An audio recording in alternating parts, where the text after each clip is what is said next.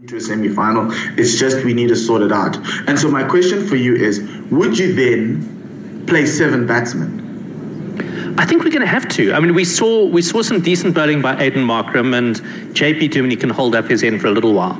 And I think, I mean, I just think we've got to get that extra batsman in there.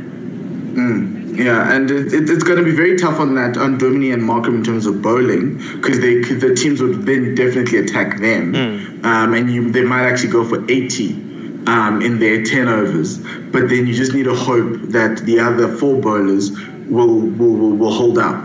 And I'm more happy with that situation, with Andile coming in at 8 as your 4th bowler if Dale Steyn's injured. If he's not injured, Dale Steyn comes straight into the team. It's sad on Andile, but I think it's the only way we can navigate this World Cup the best way we can. Situation, you would drop Andile or not Dwayne? 8.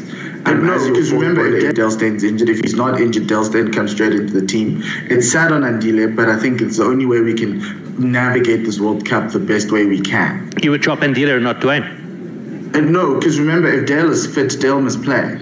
Yeah. So you play Dale, Kagiso, and Lungi with Imran Tahir, and then the 7 batsmen. Okay. Oh, yeah. So in fact, we're losing 2 guys. Yeah, we're bringing Dale in for Andile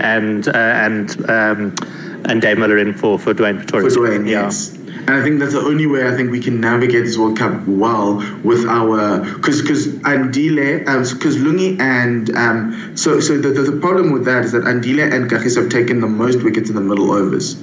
So then you'd have that question whether you play Dale or not. But because it's a long World Cup, you can switch between Dale and Andile, because Andile also gives you some batting. So maybe against India you don't play a Dale Steyn, but you play Andile. But maybe against New Zealand, because New Zealand's not going to necessarily put pressure on you in terms of run making, you'll then play Dale Steyn to try and get them up early, because New Zealand's strength. So you have to play the opposition with the squad that you have, and I think that's the only way we can get out. Because I honestly feel that if they're going to play in this manner, we then need to give them the best chance of winning games with the bat, and that is David Miller and dropping Duminy to 7 effectively. Yeah, I mean, my concern is that we haven't really had to chase a big total for a long time. And we've always been allowed our guys to blast the opposition out and then been chasing sort of mid 200s. And I just think the ability to just build around that sort of middle order and really post big totals just isn't there. I think they looked undercooked as well. But we've been saying this for 6 months. You know, we've had very, very weak opposition in the run-in. But also, I think it's the way the team handles pressure. And I think there's something fundamentally wrong in the South African cricket setup as to, in a game where you had the momentum going into the batting innings, you felt that there were moments in the game there was pressure for you to play shots that weren't necessarily there. For instance, Amla getting hit off of a Jofra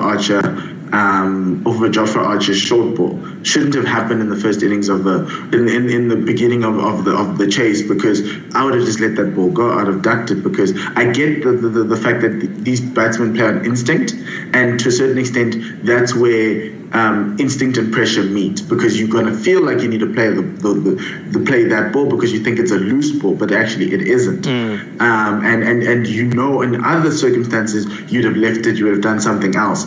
And so for me, the batting lineup needs to let us know where in our batting performance did they feel pressure, because I think they felt pressure at certain moments, and that's kudos to England, but there wasn't any pressure.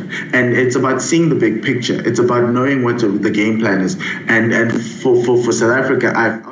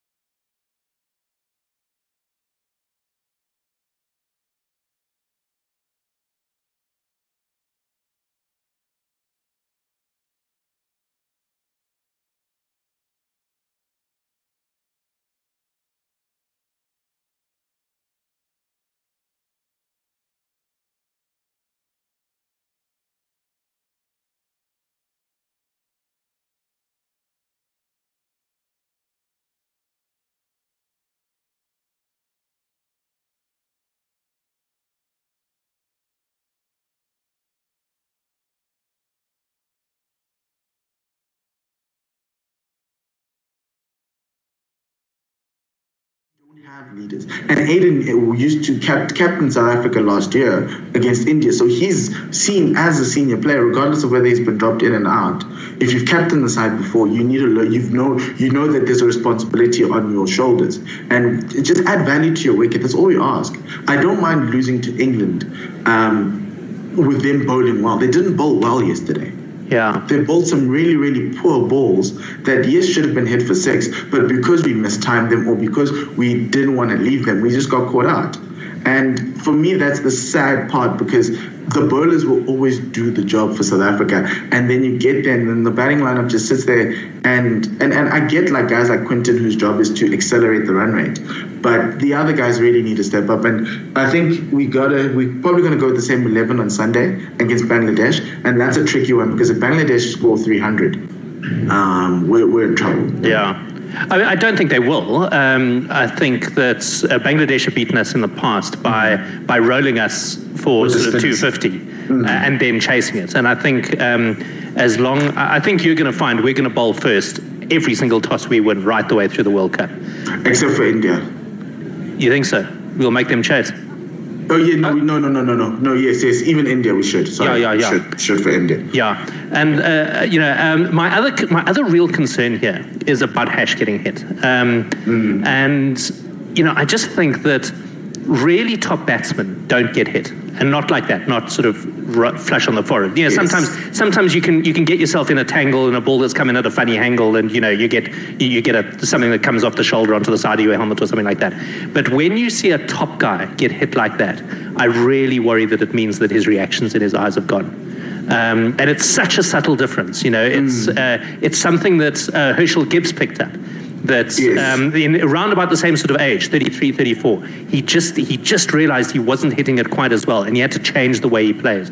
Yes. Hash he hasn't been an instinct player. He's always been a player who's very well organized at the crease. And I worry when that sort of thing happens, that it really is a harbinger that there's stuff beyond his control. I know it's too late to do anything about it now. He's in the squad, and he must play, and he must step up. But I think it's the beginning of the end for him, I'm afraid. Okay.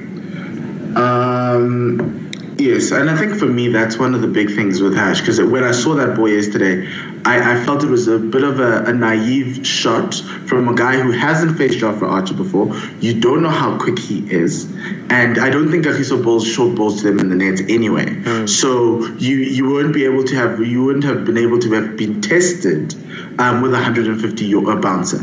And so I felt that he was surprised by the quickness of the ball, which is an indication of his reactions. And so the question is, will other teams follow suit in bowling short to him? Yeah, I think they probably will. Although I think he will dispense with a lot of them because Jofra Archer is a unique talent. We are actually the only other team that has bowlers anywhere like him.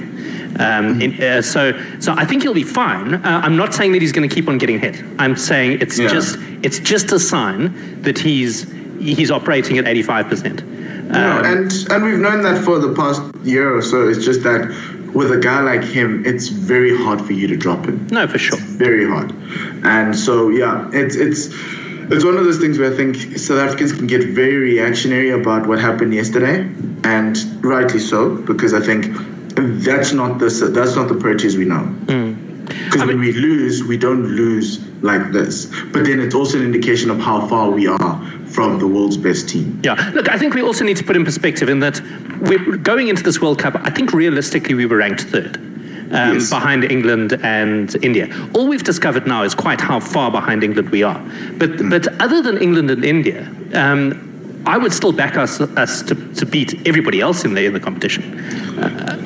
Look, I think yesterday showed a lot of indication of where South Africa's batting psyche is. Because yes, we're ranked third in the world, but the issue is that batting lineup. It's one of those things where you'll toss a coin and today they'll be hot, tomorrow they won't be. And that's what yesterday was.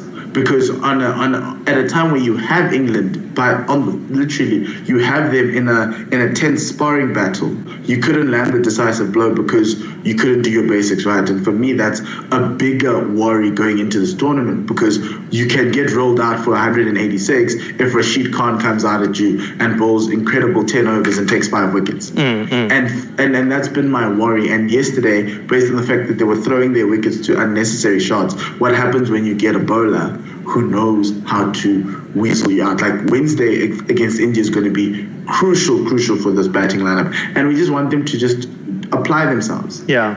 You know, and it's really tough, because now you bring in, now everyone's watched how we bat, and now Rashid Khan's probably licking his lips for Afghanistan, because Afghanistan have like 30 overs of spin. Yeah. And like even Bangladesh, Mehdi Hassan, he hasn't bowled that well, but he can take wickets. He's a very good spin bowler. He can do a very deep job. Mustafizur as a left arm seamer could cause a lot of problems for our guys.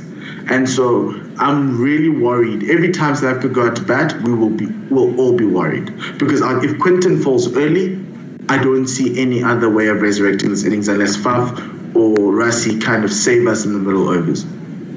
Yeah, and I mean, Rassie should be a world beater if he's got guys, you know, to bat around him. Yeah, give him a platform. I mean, what a pleasure it is to have him in the middle overs. But he needs Faf there, or he needs Quinny, or hopefully Hash. I mean, it's yeah. So look, I mean, I think it's not disastrous. I think there was a lot of really positive things to take out of the game.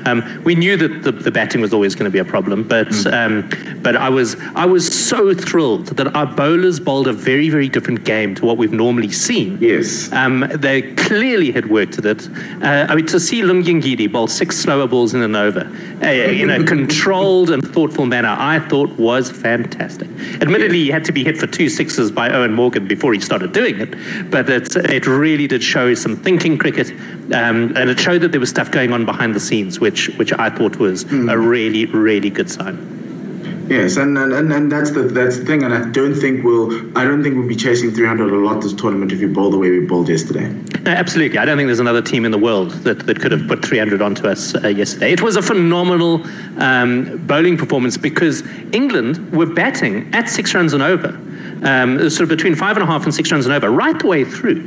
And we kept on saying, look, they're going to explode.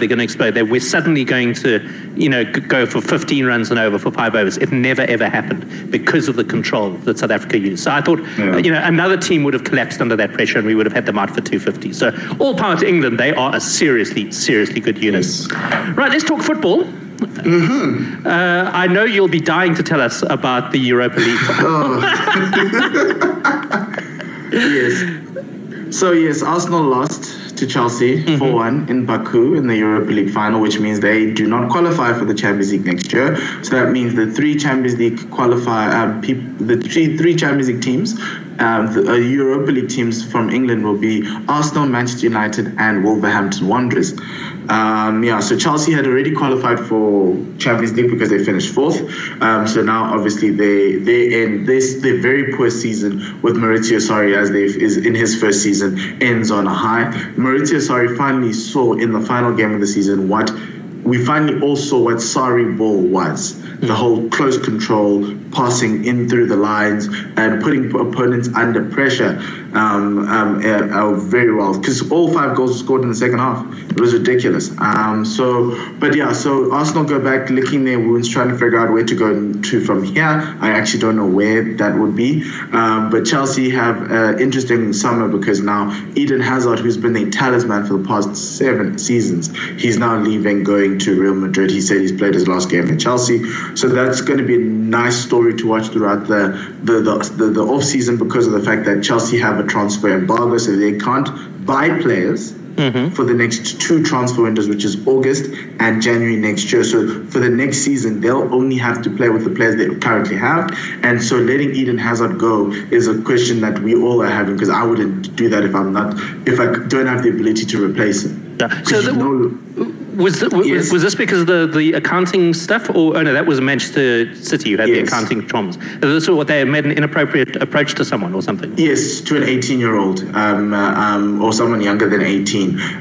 You need there's a whole lot of rules that UEFA and FIFA have put in terms of transfers of 18-year-olds or players younger than that. And you can't necessarily, it's like a poaching thing. So you can't like poach guys and pay off parents and stuff like that. It must be fair between the clubs. You need to compensate the clubs like over a period of years. And I think Chelsea have gone over some of those rules and they've been punished for that. They've repealed that.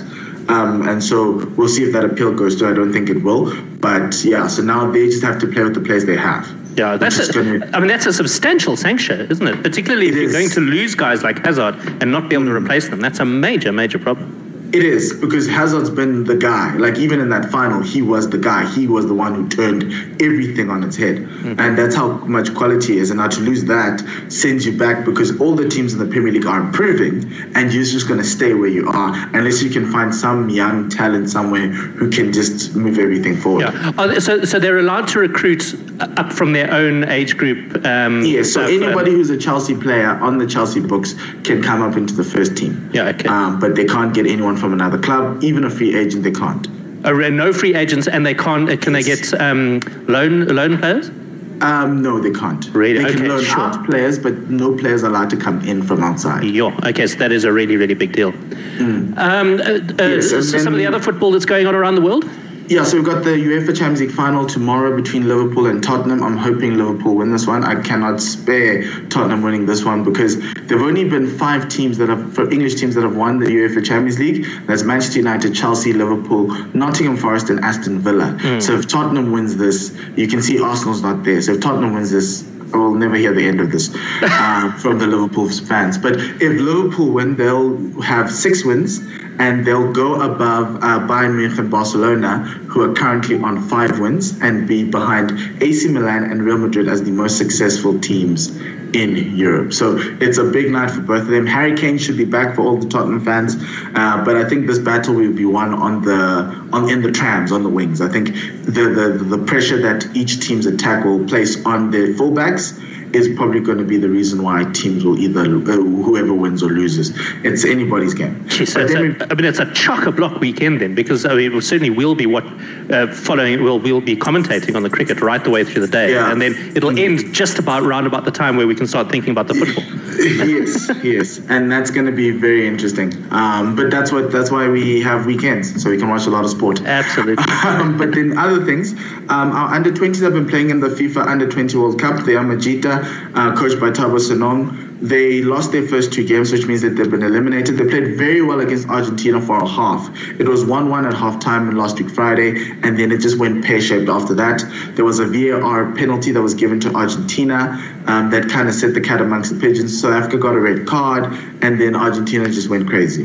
Then they lost again on Tuesday to South Korea, a game they shouldn't have lost. It was a very, very tough one for the boys to take. But yeah, that's what it is. They played Portugal on Friday night, and their last game of the World Cup. So it's one of those things where you're probably going to let the rest of the squad enjoy and say that they've played at the Under-20 World Cup. The other African teams like Senegal, Nigeria, and Mali. Senegal have already qualified for the knockout stages. Nigeria and Mali, I think, will be qualifying tonight. So that's one thing to watch if you're an African supporter. Those guys are very good, and it's sad that South Africa didn't qualify, but the group they had with Argentina, South Korea, and Portugal, it would have been tough for them to get out their group. So they did well, and it's all about exposure at this age group. So there's no pressure on winning. Yes, we would like to win, but as long as you're at the World Cup, that sets your footballing career on a better footing. Carry on. So then the FIFA Women's World Cup starts next week Friday. South Africa plays on Saturday against Spain, and then they play China on the 13th, which is next week the following week Wednesday, and Germany on the 17th of the following Saturday. This is like a group of death for Banyana, but it's the first time at the World Cup, so it's going to be like France 98 all over again, and we just hope to support them as much as we can. Yeah, I mean, they're a squad that I would like to see One World Sports Radio beginning to pay more attention to, like we've been doing with the women's cricket, and really sort of get to know them. And because I think with what I've really discovered with women's cricket is as the more you watch them, the more you realize, firstly, you stop judging them against the men's game, and you start realizing that it is a separate game that has its own, a little bit like women's versus men's tennis, and you start getting to know the personalities and so on. It really becomes a lot of fun. So I'm looking forward to following Banyana over the next few years for sure. Yes, and we followed them with the African Women Cup of Nations. That was a very good window for, I think, a lot of us into the women's game in South Africa and what is needed to help them move forward. And all they pretty much need is sponsorship.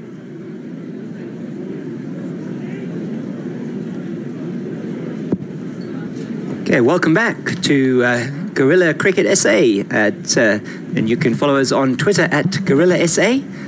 We are on broadcasting on 1WSR.com, and you have joined us in time to see the South African reply to, or listen to the South African reply to the Bangladesh record total of 330 for 6 set earlier today, about half an hour ago, when they finished the innings against South Africa at the Oval, the Kennington Oval in London. And with me here is this, we've got umpire Barry, who's on tweets and jingles and comments, and Jonathan, who's we're here with on ball by ball for us as we start. We're going to be starting with the South African reply very shortly. Mashraf Mortaza, the captain of Bangladesh, just getting his team onto the field. The two batters for South Africa, Aiden Markram and Quinton de Kock, already out in the middle, and it looks like they're going to be opening the bowling with Mushfiqur, is it? I'm just trying to see who the bowler is. Left arm Mustafizur Rahman, the left arm bowler for Bangladesh. Okay, we should have we got one for him here? Should have a yes, there we are, Mushfiqur Rahman. Yep, that's him. Mushfiqur Rahim at 60, played a loss. You know Mushfiqur Rahim. Right, and then we have our friend Quinton de Kock, who hopefully will win this game for us. Yeah, he's got a big job to do today. He's almost the senior partner. Quinton de Kock has a name you can mock, but he's really quite useful at cricket. Short and sweet. Yes, and Aiden Markram is opening with him. So here we got one for him.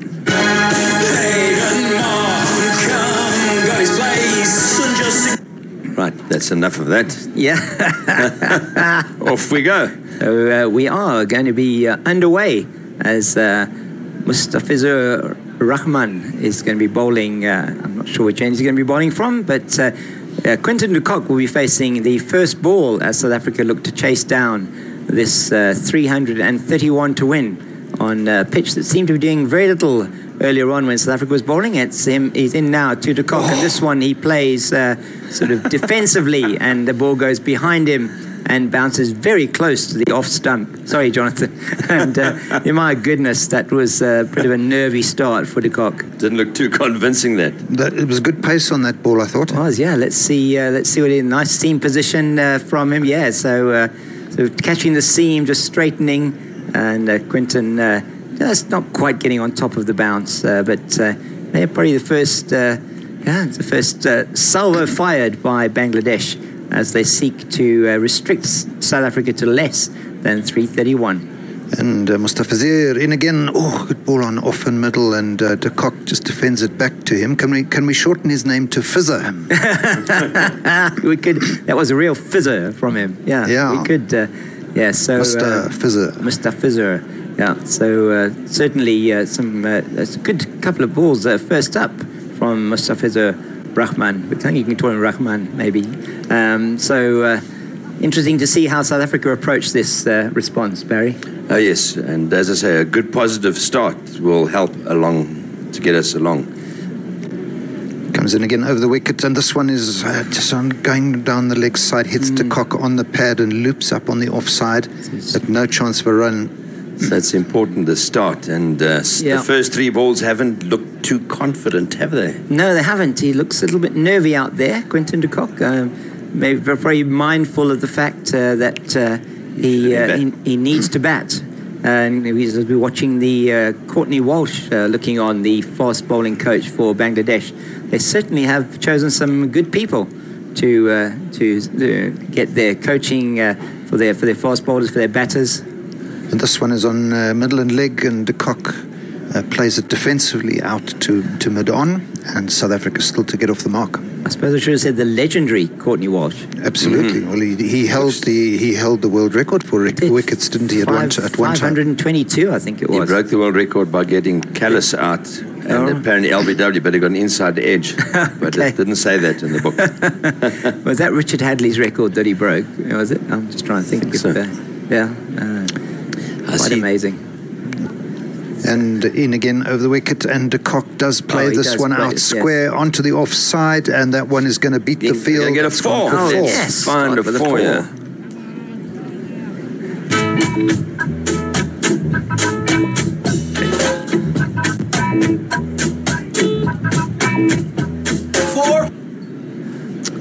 So Mustafizur Rahman has played 49 one-day internationals. 49 one-day internationals, and he's bowled in 45 of those. Has an average of 22.3, 83 wickets, strike rate of 27.4. So a good bowler. That one was not so far over the head of point, I must tell you. I don't want to put the markers in. And again, de Kock, this one is just straying down leg. It hits him on the thigh pad, I think, and just falls in front of him. But yeah, not hugely convincing from de Kock in the first over. Right, last man stand from Benoni says we've got a tough chase, boys. I agree with him. Yeah, most definitely. And another one from Chris TB. Mustafa and Rabada came on the scene at the same time. For a while, they were often mentioned in the same breath as the next generation of fast bowlers. Then first struggled with injuries and wasn't quite able to kick on in the same way as KG. But there was a good first over from him. It was. I think he's quick. He is quick, yeah. Right, who will be on the other side? Who will be bowling on the other side? So maybe the captain could be Mashraf Mortaza, the captain of Bangladesh. Alternatively, I know we are used to seeing Rubal Hussain, who was out here a couple of years ago, who was the right, but he's not playing today, the right-arm fast bowler. So either, may well be the captain, or Mohammed Saifuddin is also a right-arm bowler. So we'll see. Well, they're keeping us in suspense. They are keeping us in suspense. And it's going to be Mehdi. Okay, so they're going to be bowling the spinner. I think Mehdi's spinner, is he a fast? Let me just have a look. Off spin. Mehdi Hassan, the right off-break bowler. He's played 28 matches and has taken, let's see now, 29 wickets, an average of 34.9, best of 4 for 29. You haven't got a jingle for him either. No, he's quite a new player on the scene. And in he comes over the wicket and nicely flighted up to Markram, who drives this out deep mid-on, and they go through for a single. So, tweets coming in? Yeah, from Arthurshire. Yeah, Courtney Walsh beat Kapil Dev's record. Kapil Dev beat Hadley. Hadley beat both of them. No quick bowler will ever hold the record again. I don't think so. I don't think so. Who's Muralidharan's got that record? 700 or something. 800? Just over 800, I think it is. Yeah, for chucking. I'll have to. And Shane Warner second, I think. Yes. Interesting that they've brought on the off-spin bowler, Mehdi, the young off-spin bowler, one of the younger players in this Bangladesh team, Mehdi. So we get, he's, which end is he bowling from? The Vauxhall end at the Oval, I think. Which is that, north or south? I'm not sure. I'll have to see. Right, and he's coming round the wicket to de Kock, who drives up. Oh, he's tries to this gets an edge down to find third man, but again, de Kock not quite getting to the pitch of the ball. I'm not sure he got an outside edge on that one. Did fall.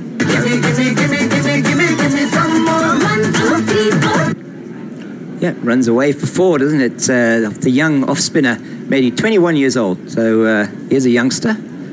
Not too many caps. We've got some more tweets. Ravin S says, I'm thinking with glee of Wei Wei Pom tweeting doomed every time a wicket falls. I'm sure he is. Interesting. The way you have the wind predictor. De Kock on middle stump, and he drives out to deep mid-off. The bowler makes a vain dive to get to the ball, but it beats him, and they go through for a single. And weather seems to have turned a little bit at the Oval. It certainly seems a bit cooler, windier, bit of cloud around. There is no rain forecast. So South Africa moved to 10 for no wicket in the second over. Over the wicket to Markram, just down the leg side a little bit, and he drives us out to the edge of the square, deep mid-wicket, and the score moves on to 11 without loss. Right, Robbie also says, oh, by the way, Capel Dev broke Hadley's record, then Walsh broke Capel's record, right, and McGrath broke that. I doubt it. McGrath didn't. McGrath at 5:22. Let's have a look. Anyway, I'll have a look. I'll check on that while we are. Around the wicket to de Kock. This one turns away from de Kock and he just glides it into the vacant slip area. There's a sort of deep third slip in position there. Much better looking shot from Quinton de Kock. He seems more comfortable against the off spin of Mehdi. Not much turn happening for the off spin at the moment. Not sure if he's got any variation. We'll keep an eye on that. And no sign of a slip for the spinner at all. And this one is played out onto the onside. Sorry, I was taken a bit by surprise by that ball. He came in very quickly. Anyway, that's the end of the second over. And South Africa, 13 without loss. De Kock on 10 and Markram on 3. Right, so Josh Robinson says there's a good chance of an upset today, but I think Bangladesh will hold on against the stiff challenge. Arthurshire coming back is knowing how industrious the Guerrilla jinglers are. I'll wager there are jingles there. There are jingles for all the players at Cricket World Cup 19. You're not looking hard enough. We are looking hard enough. It's not there. Well, we'll certainly have to get back to you on that one. But just looking at the number of the wicket takers, so from a fast bowling point of view, James Anderson is at the top of the list, but Courtney Walsh 519, Glenn McGrath 563.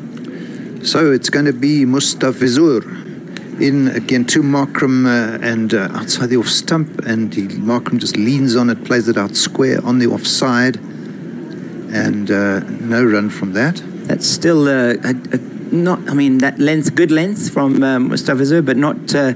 I mean, the length that seems to trouble Markram early on in his innings is the one that's just a bit shorter of a length outside that off stump. With the left arm angling it across him, it's going to be interesting to see how he deals with that, particularly, and also something on the leg side. He's often been caught at that short mid-wicket position. So he's busy into Markram, further outside. This is driven beautifully out square, but a good stop at point, and no chance for Markram to get to the other side.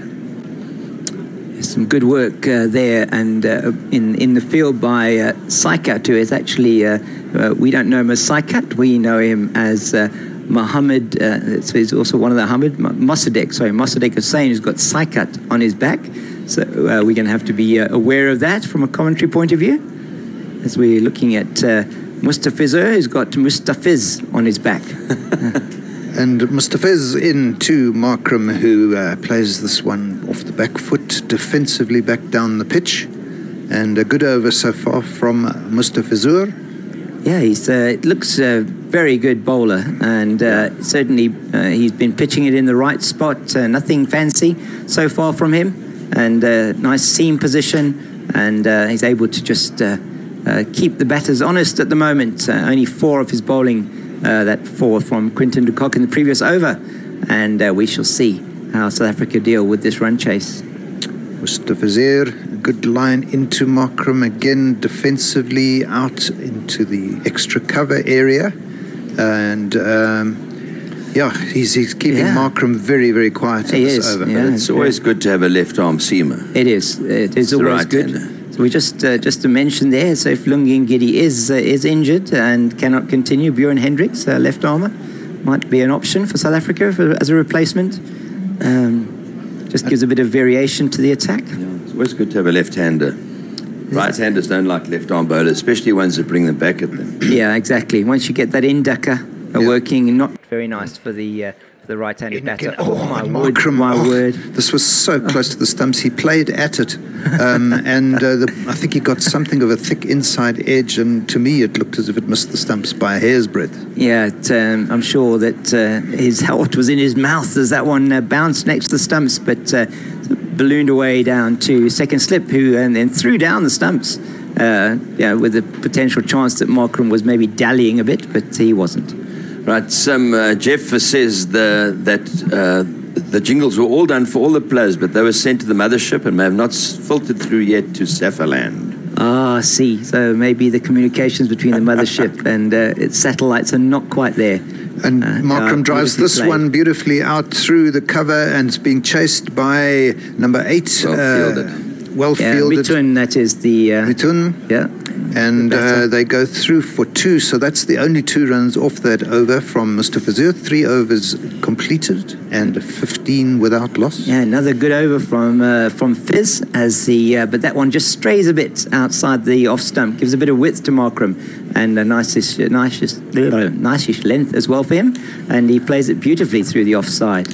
Right. Some information here. So I've been looking at some of the county cricket scores here. Middlesex were bowled out for 138, looking for South Africans. Yep. And David Visser, 15 overs, 7 maidens, 5 for 26. My word. Okay. He's also a Colpack player. Yeah. Old Van Sales playing there. Oh, right. So, Stian Van Sale. Yeah. And I was looking at Glamorgan, Northamptonshire. Glamorgan, I think, they've got Vasconcelos as a South African, and Temba Bavuma is playing for them. So we've got good representation out there in England. Certainly in the county circuit, there's a number of South African players there. As we see Mehdi's in again. Around the wicket to Quinton. This one, he strays a bit down the leg side, but they're not going to get a run because Quinton just sort of helped it on its way straight to backward square leg. So preservation of wickets and making sure that they keep the scoreboard ticking along, important for South Africa. Currently batting at about 5 and over. We have a slip in position now for de Kock, and this one is just defended out into the covers. South Africa not... They're being cautious, aren't they? They're being cautious, which I think is a good thing, and need to play themselves in. And this one, de Kock goes on the backward, cuts it beautifully through backward point, and that is a classic de Kock shot for 4. It's Nissan She. It's Nissan She. So those 2 fielders there at backward point, and a point specifically positioned to cut that shot off, and he bisects those fielders perfectly. Great shot from Quinton de Kock. Classy there. Really classy. Waits for it beautifully. In again, this one a better length and around about middle and off, and he just plays it back down the pitch. Now, Jane with the wire says, more coffee. I've been up about 5:45 a.m. with you lot, hoping for a good match. Also sewing patches on a taekwondo de Bok. Seriously. Oh, my word. This one is on off stump, and de Kock comes forward, plays it to a short extra cover, about 20 metres from the bat, and no run. Jane with the wire, we're hoping you'll enjoy this run chase with us. We're hoping here on the southern tip of the African continent that our boys are going to be able to make sure that they can chase down this total, and so far have made a cautious start. 4 overs gone, 19 without loss. South Africa. De Kock on 14 off 15. Markram, who is partnering him in the absence of Hashim Amla, is on 5 off 9. A big test for Aiden Markram today. Right, so we've got some tweets here. In the absence of Jay Rustin, we have Coach Dave and umpire Barry. And then Chris TB says, mentioning Vasconcelos without straying into private school chat was very well done, Mr. Lamson. Yes, thank you. Yes, well, so we have a couple of, we have one public school representative here, but yeah, it's good. We have often during the test matches got into those debates, which has been interesting. So, but today we are hoping South African batters are going to give us a lot of action to talk about, and Mr. Fazur is going to continue bowling from, I think that must be the pavilion end. Yeah, 2 overs for 6 at the moment. He looks really good, doesn't he? Mr. Fazur. Mr. Fazur.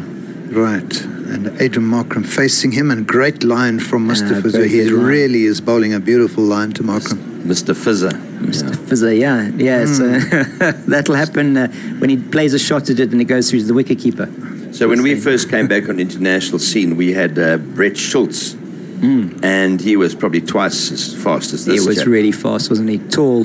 And he could swing it both ways. Dangerous. Yeah, very dangerous. He won us that first Test series we played in Sri Lanka. Yes, I know. It was amazing, wasn't he? Absolutely amazing. Product of the Eastern Cape. Mr. Fizzer in again to Markram, who drives out into the covers, but a great stop there by... I think that's the captain. Mortaza, yes. number 2 on his back. So it was a good stop. Got a classic ring field. I think they've got a 5. It's either a 5-4 or 6-3 offside field. As he's angling that ball across the right-handed Markram, and certainly bowling to a plan. Looks like he's bowling to a plan, and he's sticking to that plan at this stage. Nothing fancy so far from Mr. Fizzer. No, it's just a good line and length. Yeah, that's certainly something that South Africa would have been happy with. I think happier with than what happened. Of the wicket. Oh, and Markram, this one is a little bit further outside the off stump and just a little bit further up to Markram, who flashes at it and doesn't make contact, and that's why you heard the sigh in the studio. Yes, so that one, and apart from what we were talking about earlier, the South African bowlers bowling way too short, that one on a really good length in that zone of the area or corridor of uncertainty for Markram, and trying to play it forcefully in the offside. And South Africa need to be careful not to let the scoreboard pressure get to them so early on in the innings. In again to Markram outside off stump, and a great Markram shot, a square on the offside, a drive. Poetry in motion. Yeah, beautiful square drive for 4.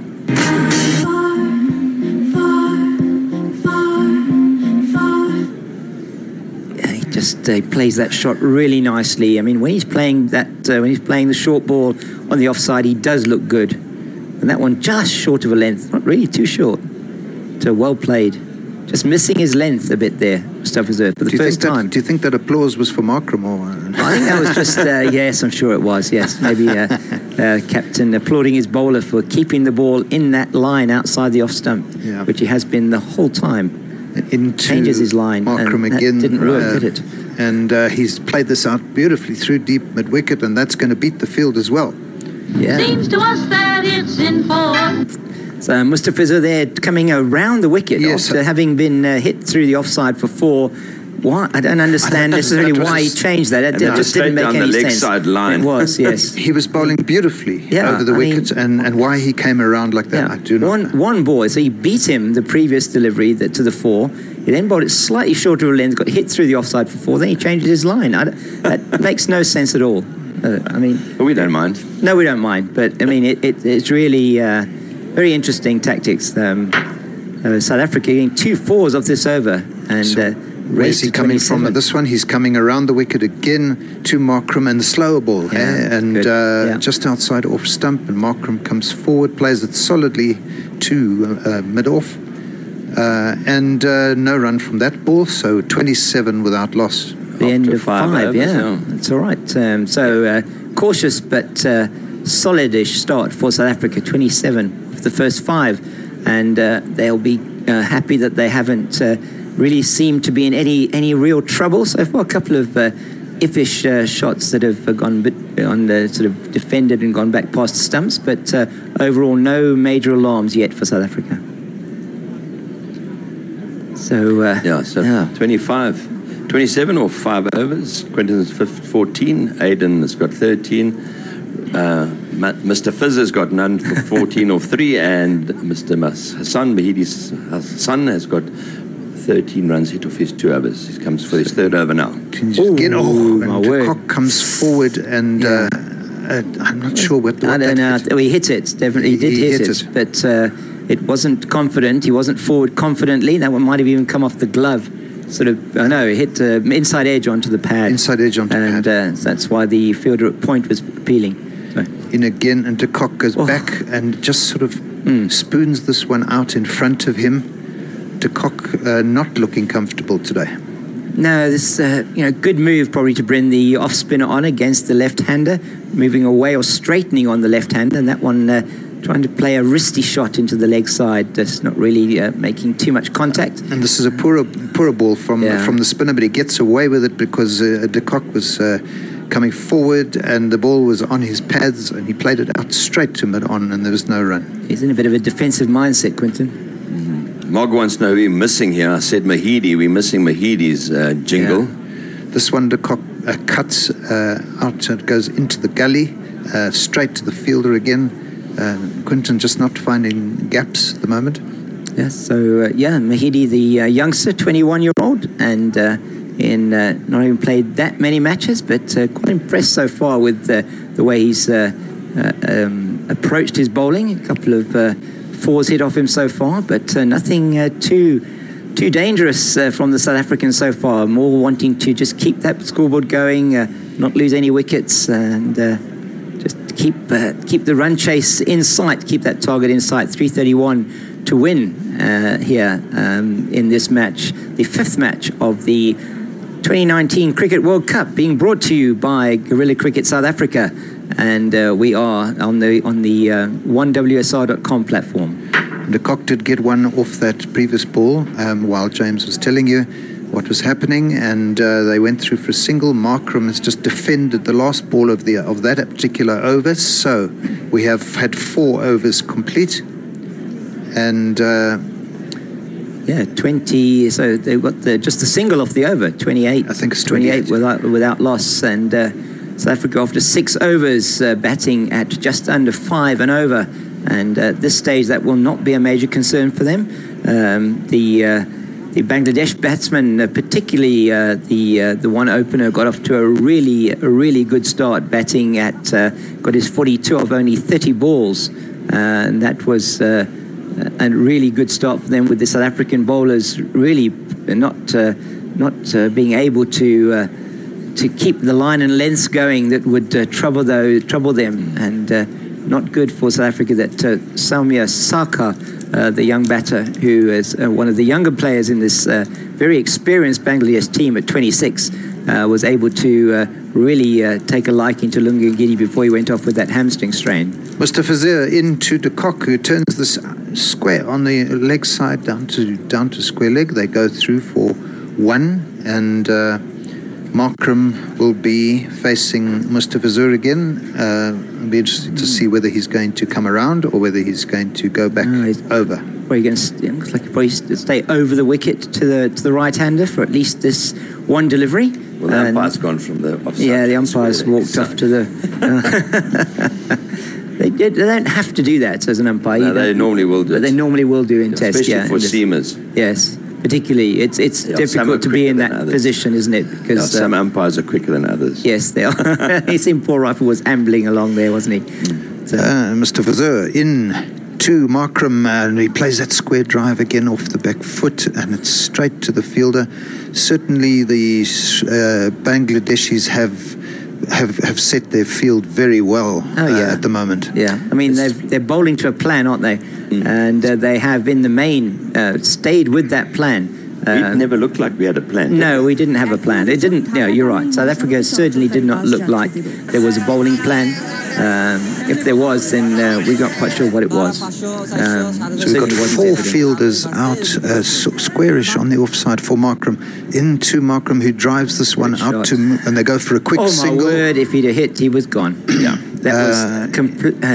Yeah, they went for a quick single. The ball went out to mid-off. There was a shy at the bowler's end, and Adam Markram was wanting.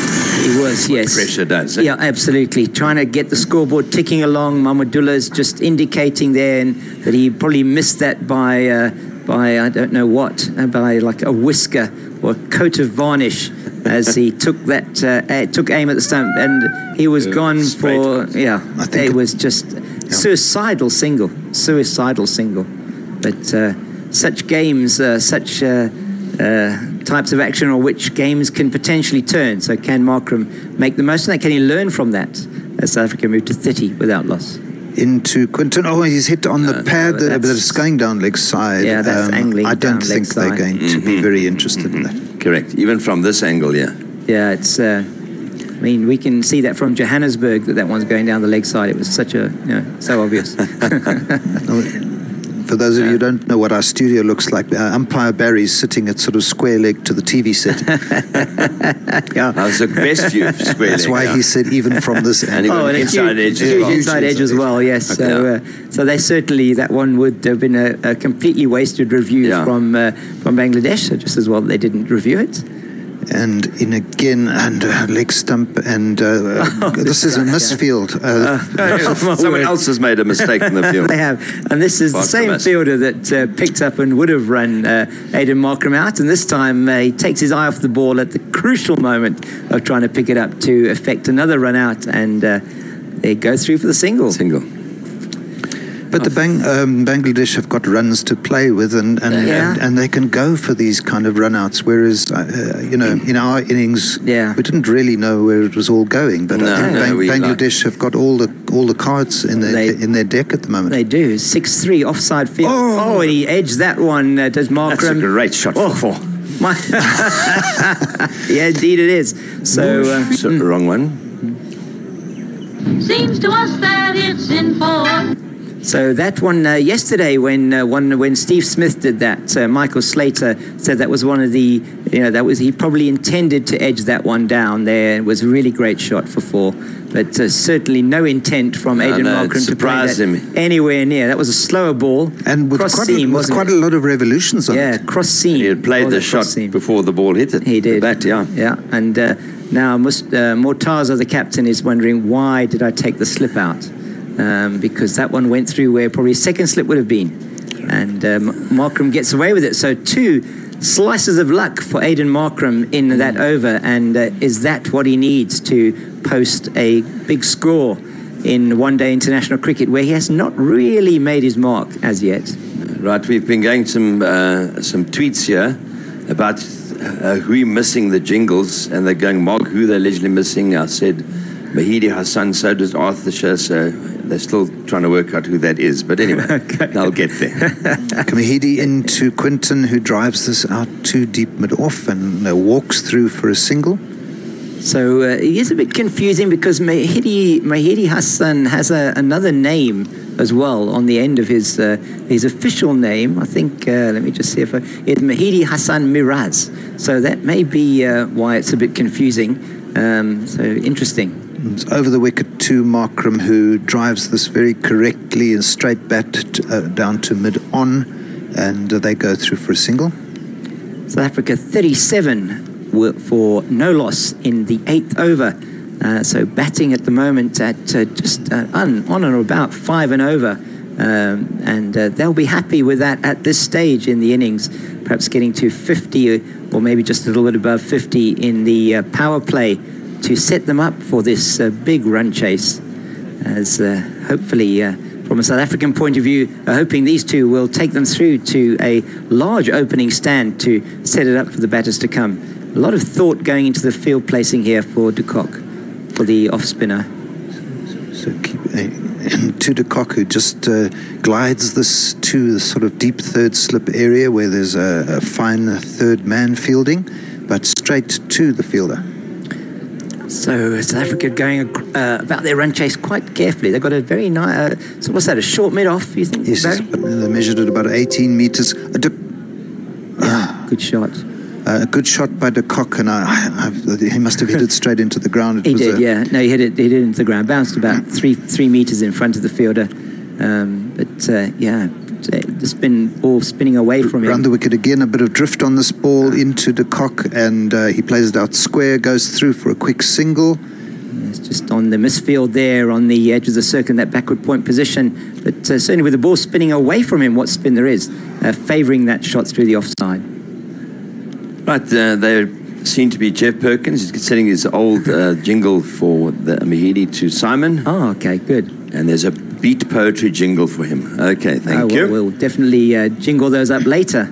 Into Markram, who plays a sort of short arm jab out on the leg side, and they walk through for a single. That is the end of the 8th over for South Africa, 39 without loss. So just that 1 run under, the 5 runs and over for South Africa, but no alarms yet from a wicket point of view for South Africa, and they will certainly want to push on these 2 and start to take and don't need to take any risks as they move the scoreboard along, try and get South Africa up to that 331 required for victory. It's certainly not an easy task. It won't be an easy task for them, but there doesn't seem to be much in the pitch. Yeah.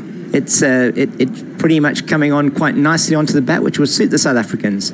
It's a sort of pitch that they would be they'll be used to in the main. In South Africa, the pitches are reasonably fast, and certainly this one shouldn't present an issue for the South African batters. Quinton de Kock is highly rated from a one-day international point of view, as we have a change of bowling.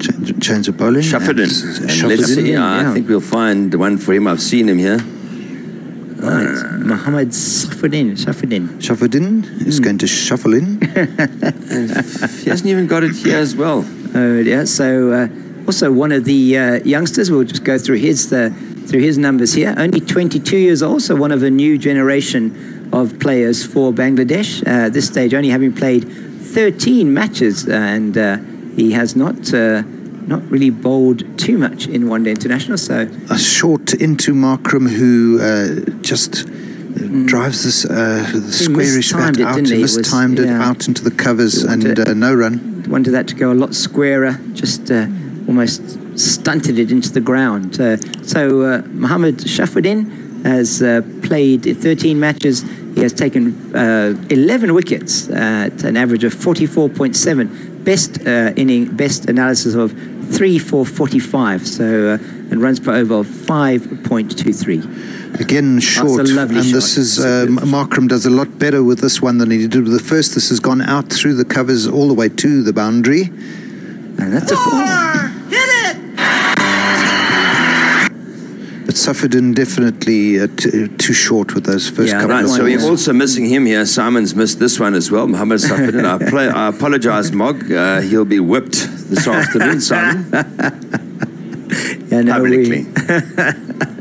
We'll be broadcasting it on Facebook, and the projected time is going to be at 1700 South African Standard Time. That's 1500 GMT. So if you want to tune in on Facebook, please do. So shuffled in again to Markram, and he Another drives this out shot. square. And there's now a cover sweeper out on the cover, and they go through for a single. So that lovely shot from Aiden Markram off the second ball of the over, forcing the fielding change for Bangladesh. And doesn't he look good when he's and it's not really a back foot shot, where he stands up and plays that ball with a straight bat through the offside. That's one of his signature shots. He just mustn't get a bit carried away with that. As we all know how he went out against England playing that's something similar to that, but not actually going through with the shot and getting caught behind. So he's in that danger zone at the moment, Aiden Markram, 25 of 24.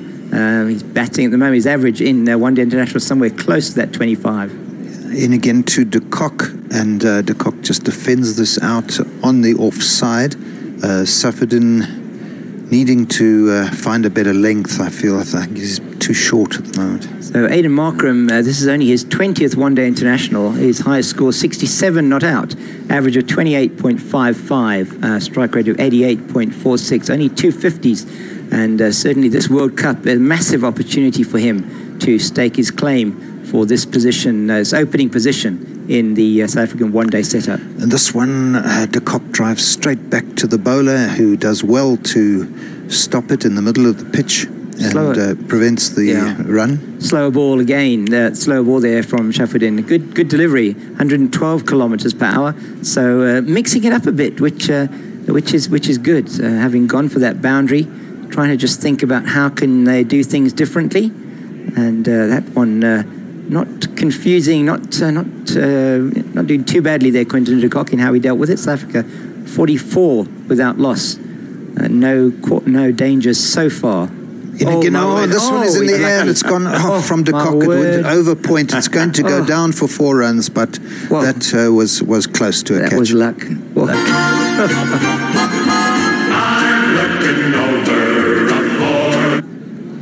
Very lucky, that one. He knew nothing about it. No, nothing at all. It was brilliantly played off the leading edge over the cover fielder, over the backward point fielder for 4. I mean, what a brilliant shot. He couldn't have confused anybody more if he'd have tried, even himself. So that's 48 for no wicket after 9 overs. So yeah, just over that 5 and over, but a few nervy moments. 5.33 the run rate now for South Africa after 9, and very few. Quinton de Kock not looking great, is he? No, tentative. Yeah, very tentative. Change of bowling, I think, from the. Yeah, let's find. We might let's see who this guy is. Number. It's Mehdi again. Sorry, just changing his run up. It is Mehdi again. Sorry. Mehdi has bowled from the one end right from the beginning, and he's going to be starting his 5th over. Yeah, South Africa just too shy of a 50 partnership for these two, and interesting the run chase underway here for South Africa. So Markram facing this one on middle stump, and Markram plays this out to mid wicket just on the square. I like this thinking from Bangladesh. I mean, they've got this short mid-on in position, a deep mid-on behind that, just for that false stroke. In again, this one, Markram finds the gap, and it goes out to deep mid-on, and an easy single. Yes, so 49 without loss, and South Africa heading towards that 50 mark in the first 10 overs, the power play overs. And it'll be interesting to see what Bangladesh do after the 10 overs, whether they maintain this field or whether they do take 4 players out onto the boundaries, because they've really kept a lid on this free scoring South African batters. Quinton de Kock, 23 off 31, which is not normal for him. No, it's not at all. No, this last ball was... We're trying to force it, and we're not... Yeah. There's no, as you say, free-flowing stuff at all. No, it's not almost... He's not playing his natural game, and... Oh, my goodness. This one... Oh, South Africa, what have you done? This is a terrible, terrible mix-up and a disaster for South Africa. And he's run out. Quinton de Kock. Well, de Kock missed this ball, and the wicketkeeper sort of missed it as well, but it half sort of hit the wicketkeeper on the pad. It ran out behind the wicketkeeper's pads. They decided to go for a run, and de Kock has been run out. With a direct hit by the wicketkeeper. In fact, Quinton de Kock was telling Aiden Markram he didn't want to take the run. Markram then started to come, then stopped. And then he absolutely sold Quinton de Kock down the river, and that is Aiden Markram's fault completely. There was not a run there, and Quinton de Kock has to make his way back to the pavilion.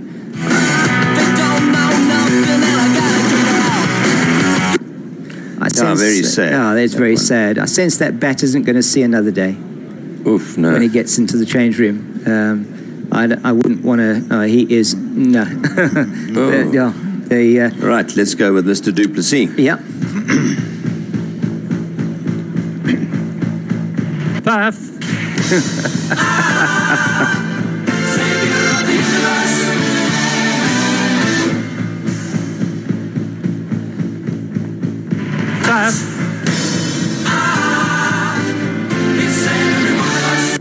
Well, he's got lots to save now. He does indeed. He has to save his team from an embarrassing potential defeat here to Bangladesh, who have struck in the 10th over with a disastrous run out.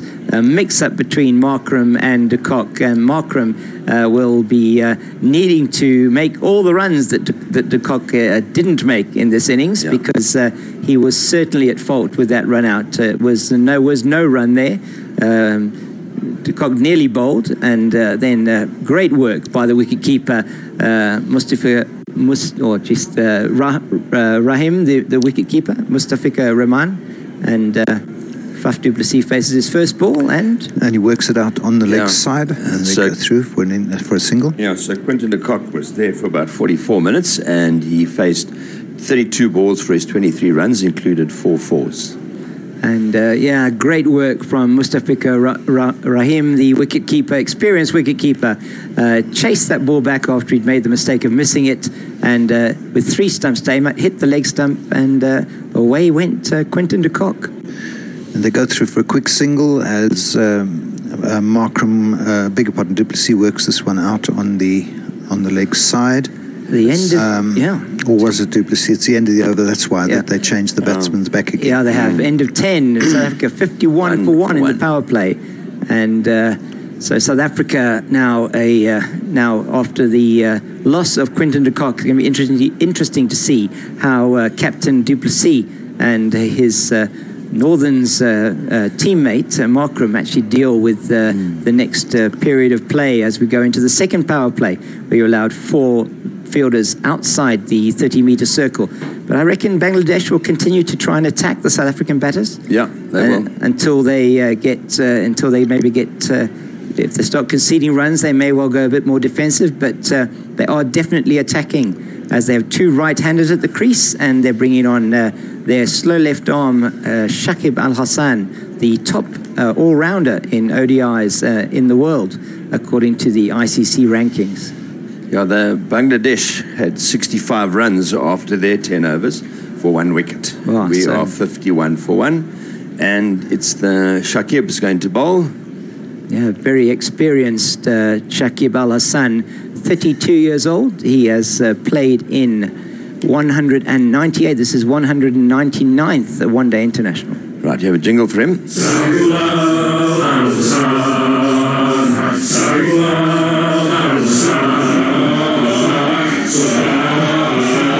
That's my word, that is awful. You're not playing that again. And he is 1 wicket away from getting 250 ODI wickets, which is be a huge achievement. I think the first Bangladesh, no, he wouldn't be the first Bangladesh bowler to get them. His captain has got 264, but key bowler for them.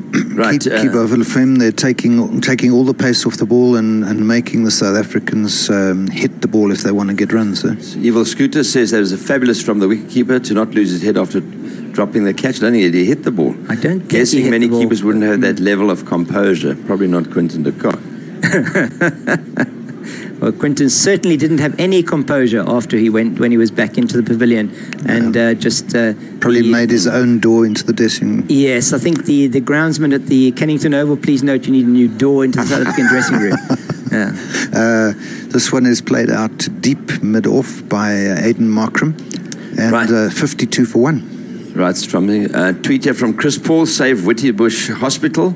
He says, have a word in Wales for how de Kock must be feeling now. Tamping. He's bloody tamping. He says somewhere that's a little bit beyond effing furious and in Stokes War punching territory. Yeah, definitely. Dear. Shakib Al Hassan has just conceded 1 run so far off the 4 balls that he's bowled. A little bit of a delay, and he comes in again now around the wicket to Afaf Duplessis, who watches the ball very carefully and plays it out into the covers. I mean, he almost put his nose on the ball. Yeah, he played very late, down in front of his eyes. Not much foot movement. And this one, he goes back and plays it ditto to exactly the same fielder. Yes, and the win predictor that they have showing South Africa have a 41% chance of winning this match. Bangladesh, 59% chance of winning. So at the beginning, it was virtually 50-50. It was very much even. But South Africa now. How do they go about this now, Barry?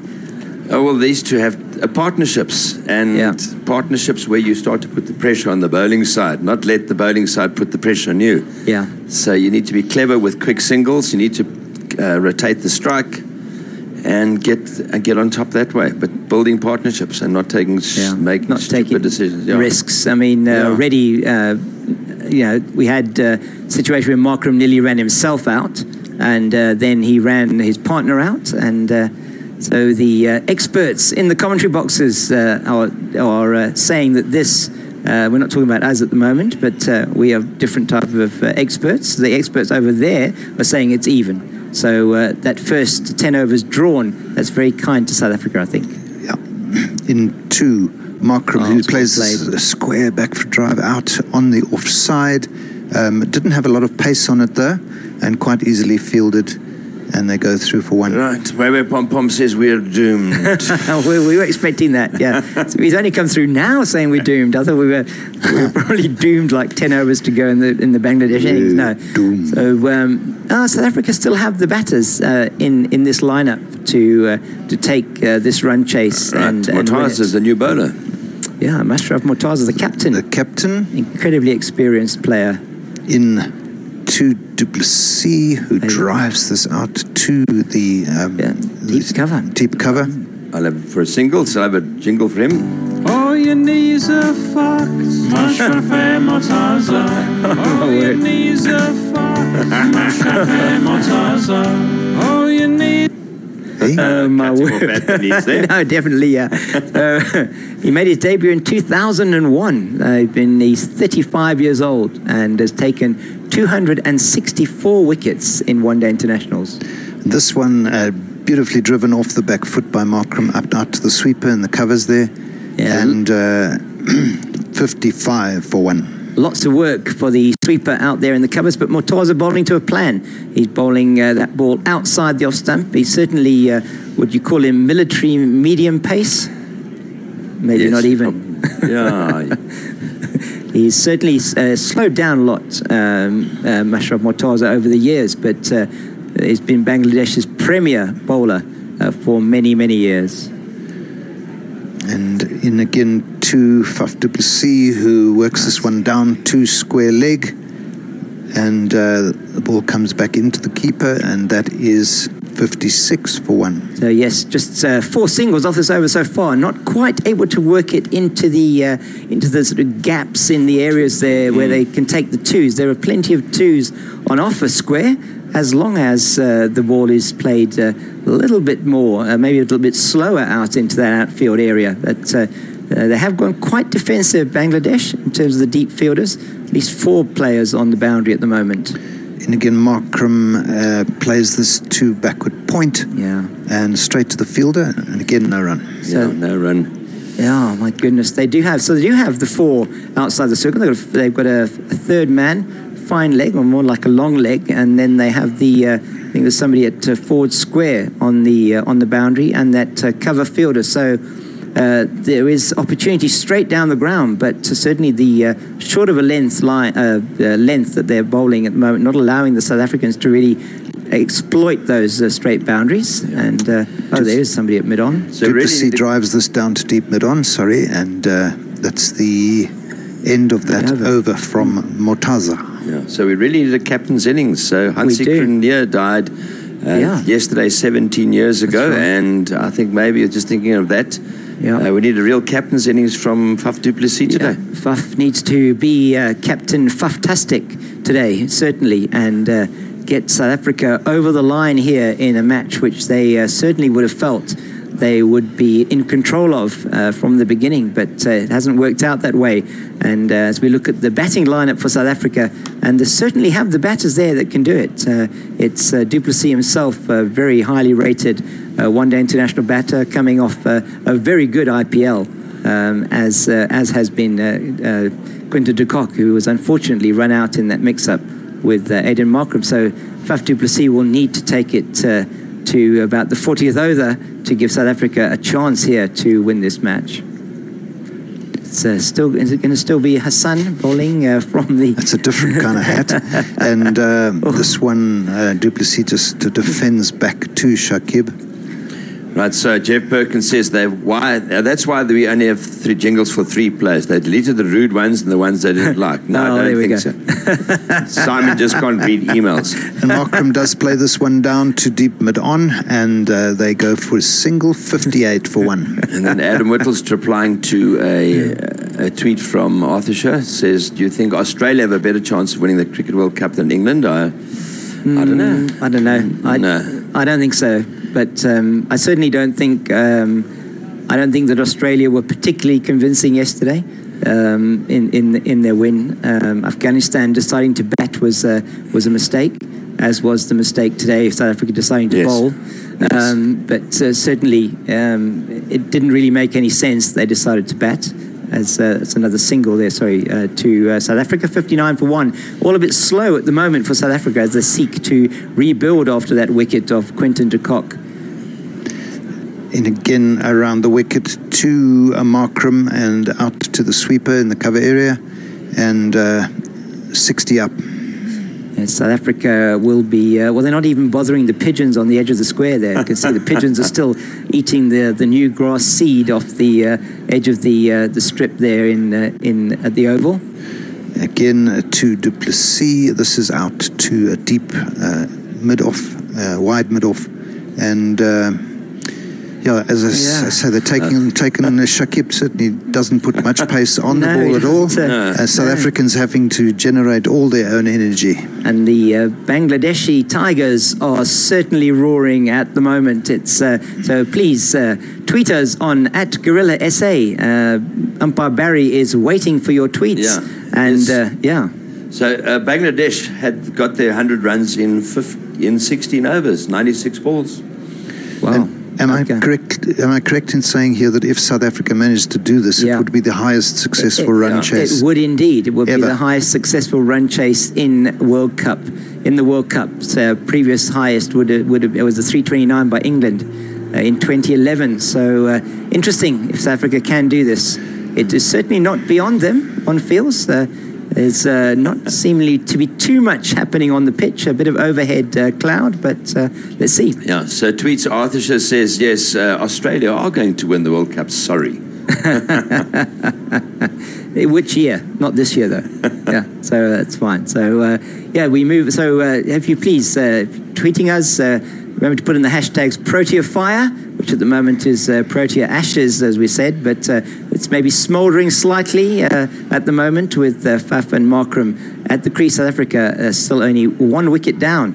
And this is driven powerfully by Markram down to extra cover, and 63 for 1. And Protea Fire, and then for Bangladesh, hashtag Rise of the Tigers, hashtag BAN versus VSA, or hashtag SAVBAN, and hashtag CWC19 Cricket World Cup.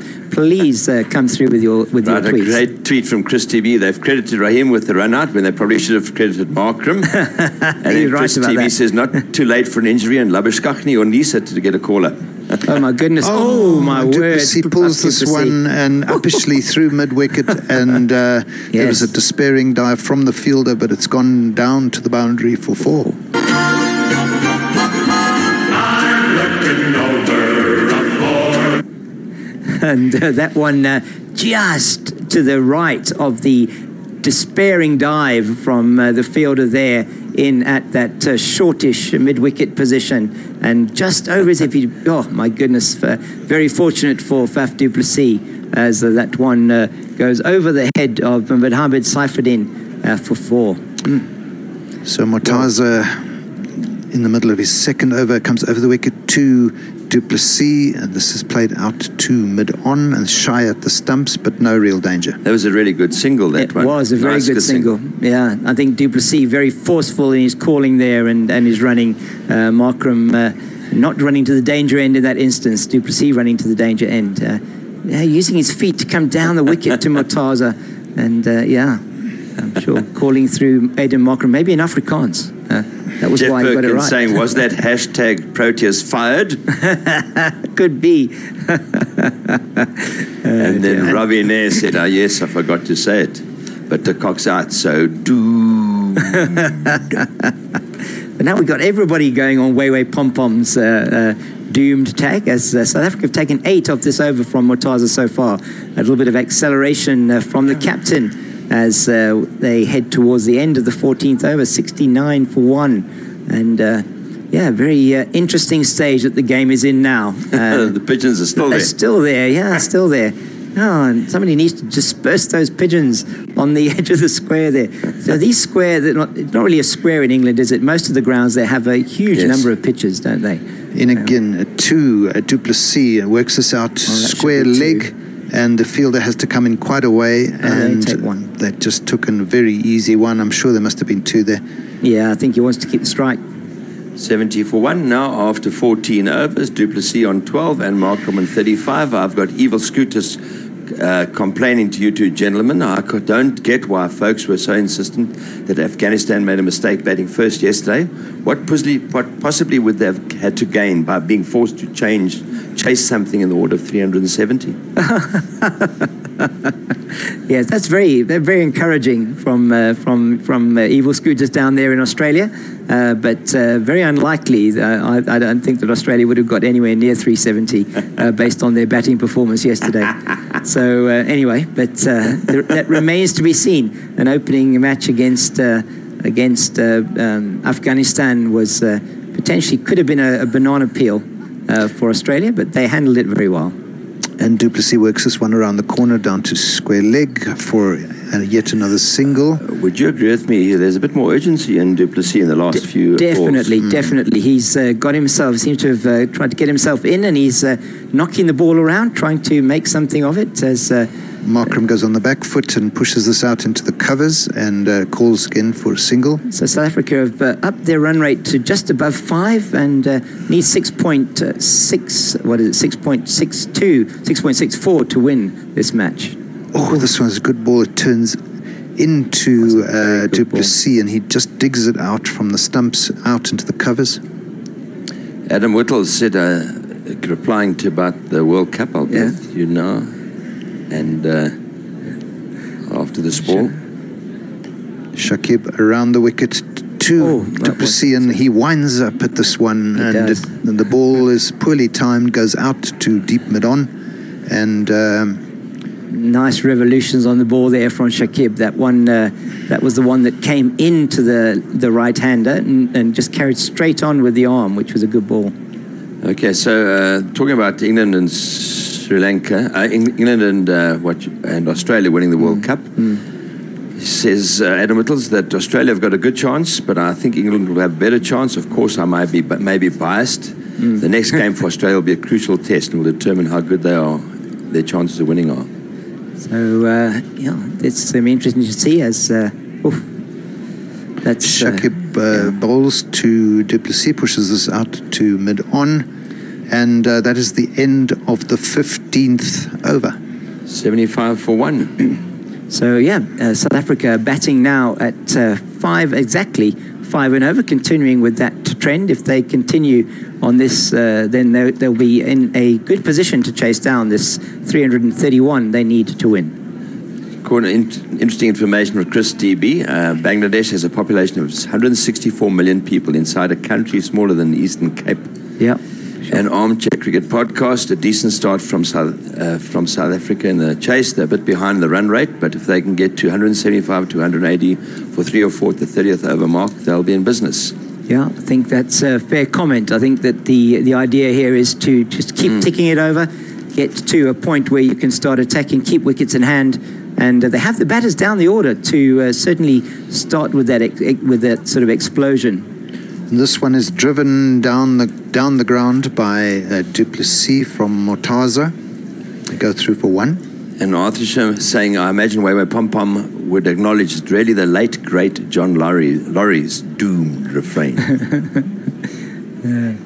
So, it will be interesting to see this obviously very early on in the tournament, only the 5th match in the tournament. South Africa playing their second match, Bangladesh playing their first match. South Africa, I think, the first team to play their second match. And again, this is not the most confident of shots he's thrown. I think he was going more for the square leg or mid wicket area, but he gets a fine inside edge and it goes down to fine leg. Yeah, it would have been certainly not. That's a shot he sometimes falls over when playing that shot down the leg side, Aidan Markram. We've seen him caught in domestic cricket and in the internationals recently, caught quite a lot at that shortish mid-wicket position. When he just falls over, flicking that one down the leg side there, he managed to just get it down to fine leg. Into du Plessis, who drives out through the covers, through extra cover, and they're not going to catch that one. Paper out, pencils raised. 1 + 1 is 2. 2 + 2 is 4. So a beautiful shot there from Faf du Plessis, bisecting the extra cover and mid-off fielders and racing to the boundary for 4. And along the ground. Along the ground, that's what is needed. It's too many shots in the air against England on Thursday, unnecessarily. And this pitch looking like a real belter at this stage. Into du Plessis and slightly shorter, and he goes on the back foot and a back foot drive. Another 4 through the covers.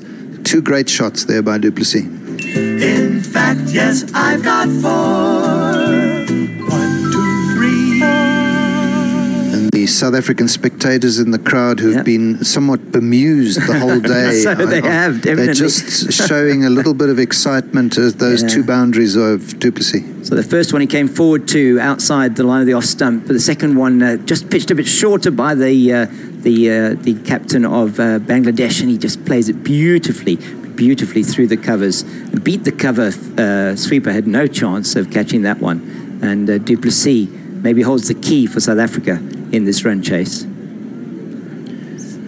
Taza in again to du Plessis, and he drives this and gets a bit of an inside slower half ball, of the bat. slower ball. He was a little bit too early on it, but fortunately for him, just nudging out onto the leg side to that short mid-wicket area, and for no run. But they've taken 10 off the over so far.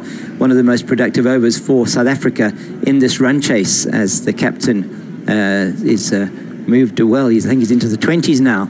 Faf du Plessis at just over a run a ball. Over the wicket, Mortaza to du Plessis on off stump, but he drives this out again to that.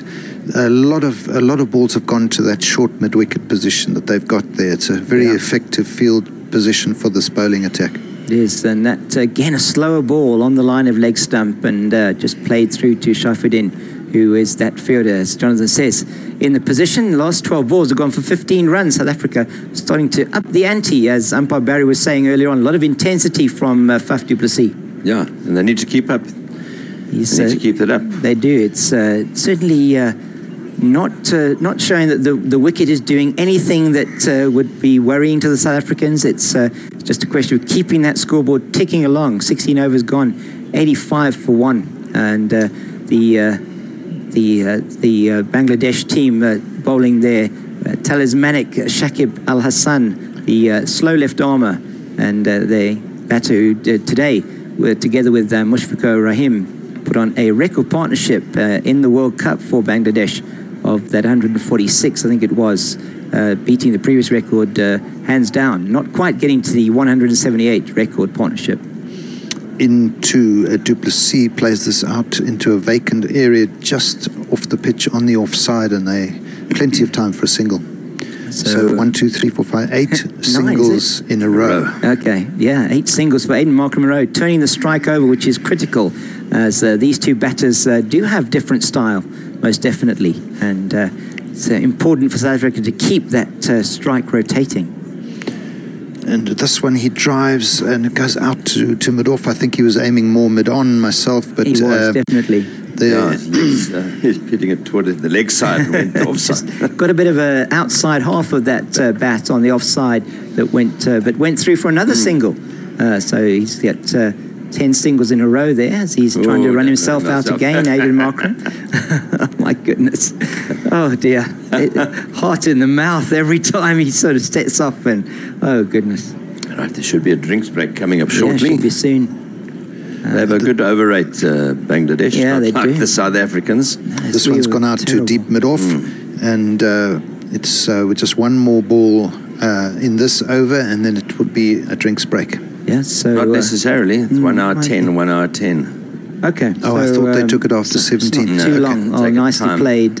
Nicely played off the back foot into the covers, and another single. But if it's after 17 overs the South Africans bowl, it'll take an hour, 3 hours. Because they took it after 15 overs. Yeah, they took did. it after 15 overs. Yeah, South Africa very slow over it. They're ahead. Yeah, they bowled 17 overs in what? 65, 66 minutes. Yeah, which is really good. South Africa had only bowled 13 by this stage, so doing well. 40 partnership for between these two, 40 or 44 balls. Aiden Markham has been keeping the scoreboard ticking along a high percentage of singles in his innings so far. And South Africa 89 for 1 after 17 overs. and just over that 5 runs per over level. And they'll be wanting to just keep that going through the middle overs until they get to the final few overs, 10 overs, 15 overs. And that run chase should then really, well, it's already started in earnest, and South Africa will be wanting to get those runs before they get to the final 2 overs. So it isn't a drinks break. It is here in the studio. We just had Ruby coming and handing us a bottle of welcome, bottle of water. But the players, no such luck for them. 1 over. We're carrying on. It looks like at least for 1 more over. Shuffordin, he's an off-break bowler, isn't he? Just have a look at that again. There's a Seamer 1 over for 9, didn't he? Yeah, Yes. he's right, medium fast, sorry. Yes. This is to Duplessis, and the bowler takes a bit of a tumble. He did, but he seems to be fine. Seems okay. He hasn't had that Royal Parachute Regiment training like Ben Stokes and Owen Morgan showed us on Thursday. But so South Africa now wanting to keep the scoring rate up at just over the 5 and over, between 5 and 6 and over, to get to this target. So they're showing us... no, this is live. They were showing some other stuff. There was some other stuff that they were showing. Yeah. They still had live at the top of the screen, so it can be a bit confusing. They're showing the Jofra Archer wicket. It must be an English team there that are doing the work on the commentary. Actually, it's Ian Bishop doing the analysis on how Aidan Markram got himself out against Jofra Archer. But Shuffordin not the same pace as Jofra Archer. He's into Markram now. Shuffordin into Markram, and it drives, mistimes it out to mid-on, but it's good enough for a single. So Aidan Markram nearly as metronomic as Chris Morris was with his short bowling earlier on in terms of getting his singles. It's good batting, though, that they're just keeping the singles ticking along. Aidan Markram, 41 of 47, so not too shabby from a strike rate point of view. And Faf du Plessis, 27 of 26, as these two are seeking to get South Africa into a position of strength. A great shot by Faf du Plessis, goes on the back foot and hits this all along the ground, through a gap in the covers, and that is a fine boundary.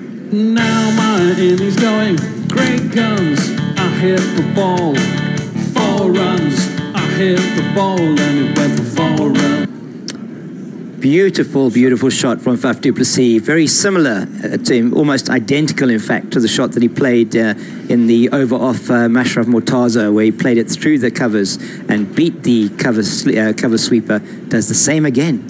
This one he works away down to a forward square leg, and they go through for yet another single, and 1 ball to go in the over. It's 96 for 1. So South Africa moving towards that about a 5.33 runs per over run rate, and if they continue to bat at this kind of rate, they are certainly on track to be able to chase down this 331 they need to win. Wickets are the most important thing to keep in hand.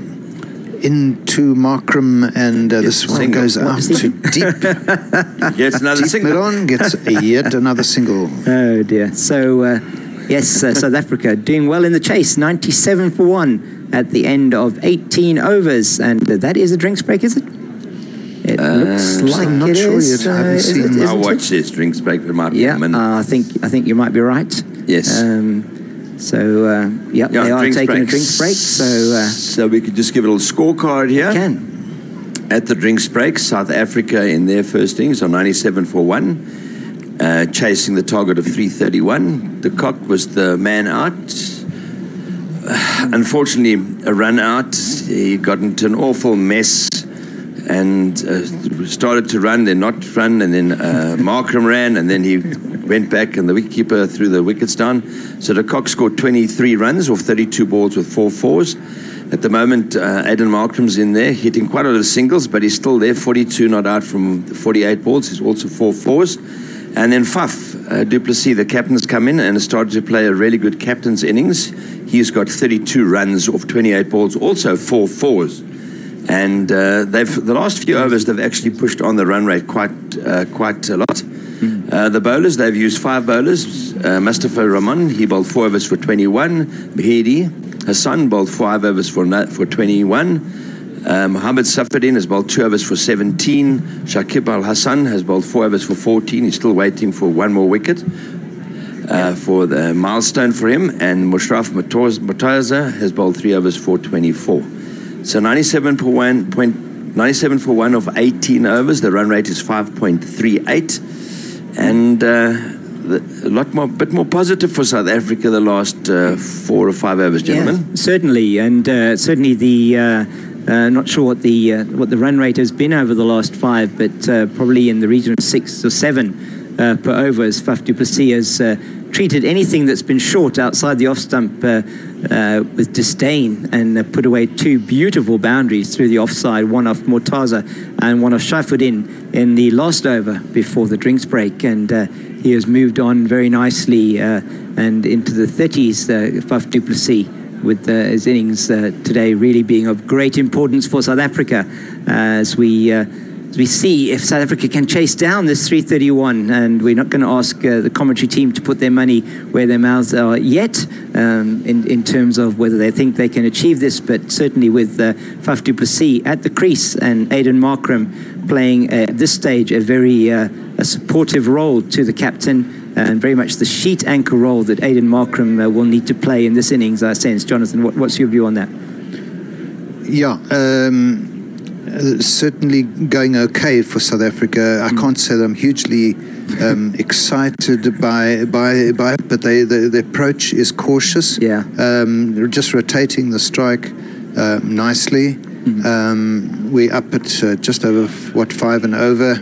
Yeah, just over about 5.4 and over at the moment. I mean, we're looking, as we said earlier, we're looking at a new. If they do this, we're looking at a new records chase in the history of the World Cup. That's right. Of 230 odd. The highest being, I think it was 329 was the highest by England. Yes. So it's not an easy task by any means. No, not at all. It's and it's going to require somebody in the South African lineup to play a big innings, somebody to get 100 here to take South Africa over the line, or at least 4 or 5 50s potentially from the South African lineup that we would need to see. As Simon joins us. Welcome, Simon. Yeah, very good morning. Oh, good morning. Morning, everybody. First time on commentary today. Yeah, no, it has been actually. Yeah, I've had a busy day aside, but yeah, I mean, who would have thought Bangladesh would actually bat us out of a game? Yeah, absolutely. It's very interesting. Again, the ball goes to that short mid-wicket position. As a change of bowling, is it? Yes, we have a change of bowling. Mossadegh Hossain, the off-spinner, part-timer who's in, so regarded as an all-rounder. But first 2 balls have gone for ditto balls. to that short mid-wicket. Okay, scoreboard's got that wrong. Mossadegh, 2. Markram, and he manages to get this one a little bit straighter down to the deep mid-on. And takes another single. 98 for 1, so South Africa approaching the first 100 of 3 that we've got to make. Yeah, I mean, unfortunately, this is a sign of something that I've been saying now for about 6 months. A while, yeah. That we are incredibly undercooked. We haven't played top-notch cricket since September last year. That's correct. I mean, the 2 series leading into the World Cup were against Pakistan and Sri Lanka. In terms of warm-up matches, Sri Lanka, and then a game against the West Indies, which was rained out, and nothing really serious apart from the after the Australia series, which was against a really subpar Australian team. This one driven straight back to the bowler, and he does succeed in stopping it and preventing the single. They have moved to a 50 partnership, these two, just with that single off the 4th ball of Mossadegh's over, moved to their 50 partnership. We'll get some details for you shortly. Over the wicket, and this one is down the leg side. Markram works this out to deep mid-wicket, and the ball thrown into the bowler's end. But they only take that single, so 3 off the over from Mossadegh, the first over from him, off spinner, and the total exactly 100 for 1, 19 overs gone. And Evil Scooters tweets us in and says, to be fair, Simon, they haven't by any means battered South Africa out of the game yet. Yeah, no, fair enough. That's a fair comment, yeah. Yeah, I mean, Evil Scooters, who is having one of the most epic sports watching weekends that any man has ever attempted. He is I indeed. think he's watching about 6 different sports over the space of about, I don't know, 56, 72 hours in 2 days. a real marathon of sports watching from Evil Scooters down there in Australia. It's always great to get your comments and your tweets. And thank you to those of you that have tweeted in and continue to tweet in to us at Gorilla SA using the hashtags ProteoFire, hashtags Rise of the Tigers, hashtag BANVSA, and hashtag SAVBAN, hashtag CWC19. And as we see, Shakib Al Hassan's going to continue for Bangladesh. Good figures so far. 4 overs, 0 for 14. Yeah, Otto tweets us as well, says, looks like Proteas are afraid of losing. Fear of failure has taken hold, I fear. Al Hassan in 2, Markram, who places out square on the offside, no run this time. But if the crowd is anything to go by, there's much more positivity and flag waving and so on from the South Africans, and the Bangladeshis have gone quite quiet. They have the win percentage calculator, win predictor is pretty even at the moment. This one, Du Plessis goes on the back foot. The ball is on the off stump, and he plays it down to deep mid-off. Yeah, I mean, the game is very, very tightly poised. Yeah. You know, I mean, 100 off 20 is probably where you would need to be chasing 330. And again into Du Plessis, drives this one out nicely to deep extra cover and single. So I think we're going to see at least another 20 overs of very much the same kind of thing. South Africa has to position themselves around about 220, 230, hopefully without losing more than... he's bowled him. I spoke too soon. Yeah, top spinner there, just accelerating off the pitch, and that has caught Markram on his back foot and come through and taken the top of his middle stump. So Markram going back to the wet one, and the ball skidded through, kept a little bit low, and he ducked, tried to dig it out, but he played outside the line of the ball.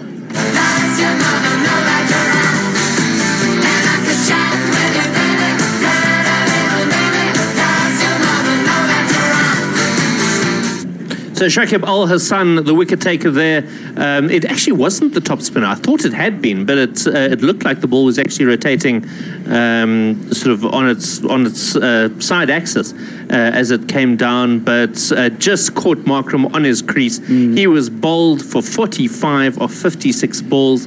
He hit 4 fours. His strike rate around 5 runs per 6 balls faced, which of course is below what is required, but he was playing a very, very important role for South Africa. And the partnership, 53 runs of 10 overs. Faf scored 34 of those, Aiden Markram 19 of those, and South Africa now 102 for 2 in the 20th over.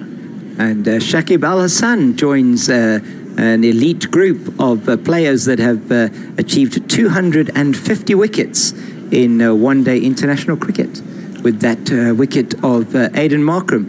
Interesting, the stats they were showing before then, that his average against right-handers is almost half of that of his average against left-handers.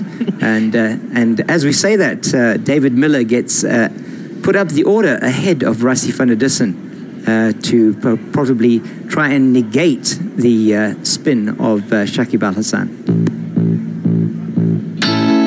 Next is a real life wire. David Miller, qu'est-ce que c'est? Suffer for fire, suffer fire. He will bat left, go right, and score runs all day. Oh. David Miller, qu'est-ce que c'est?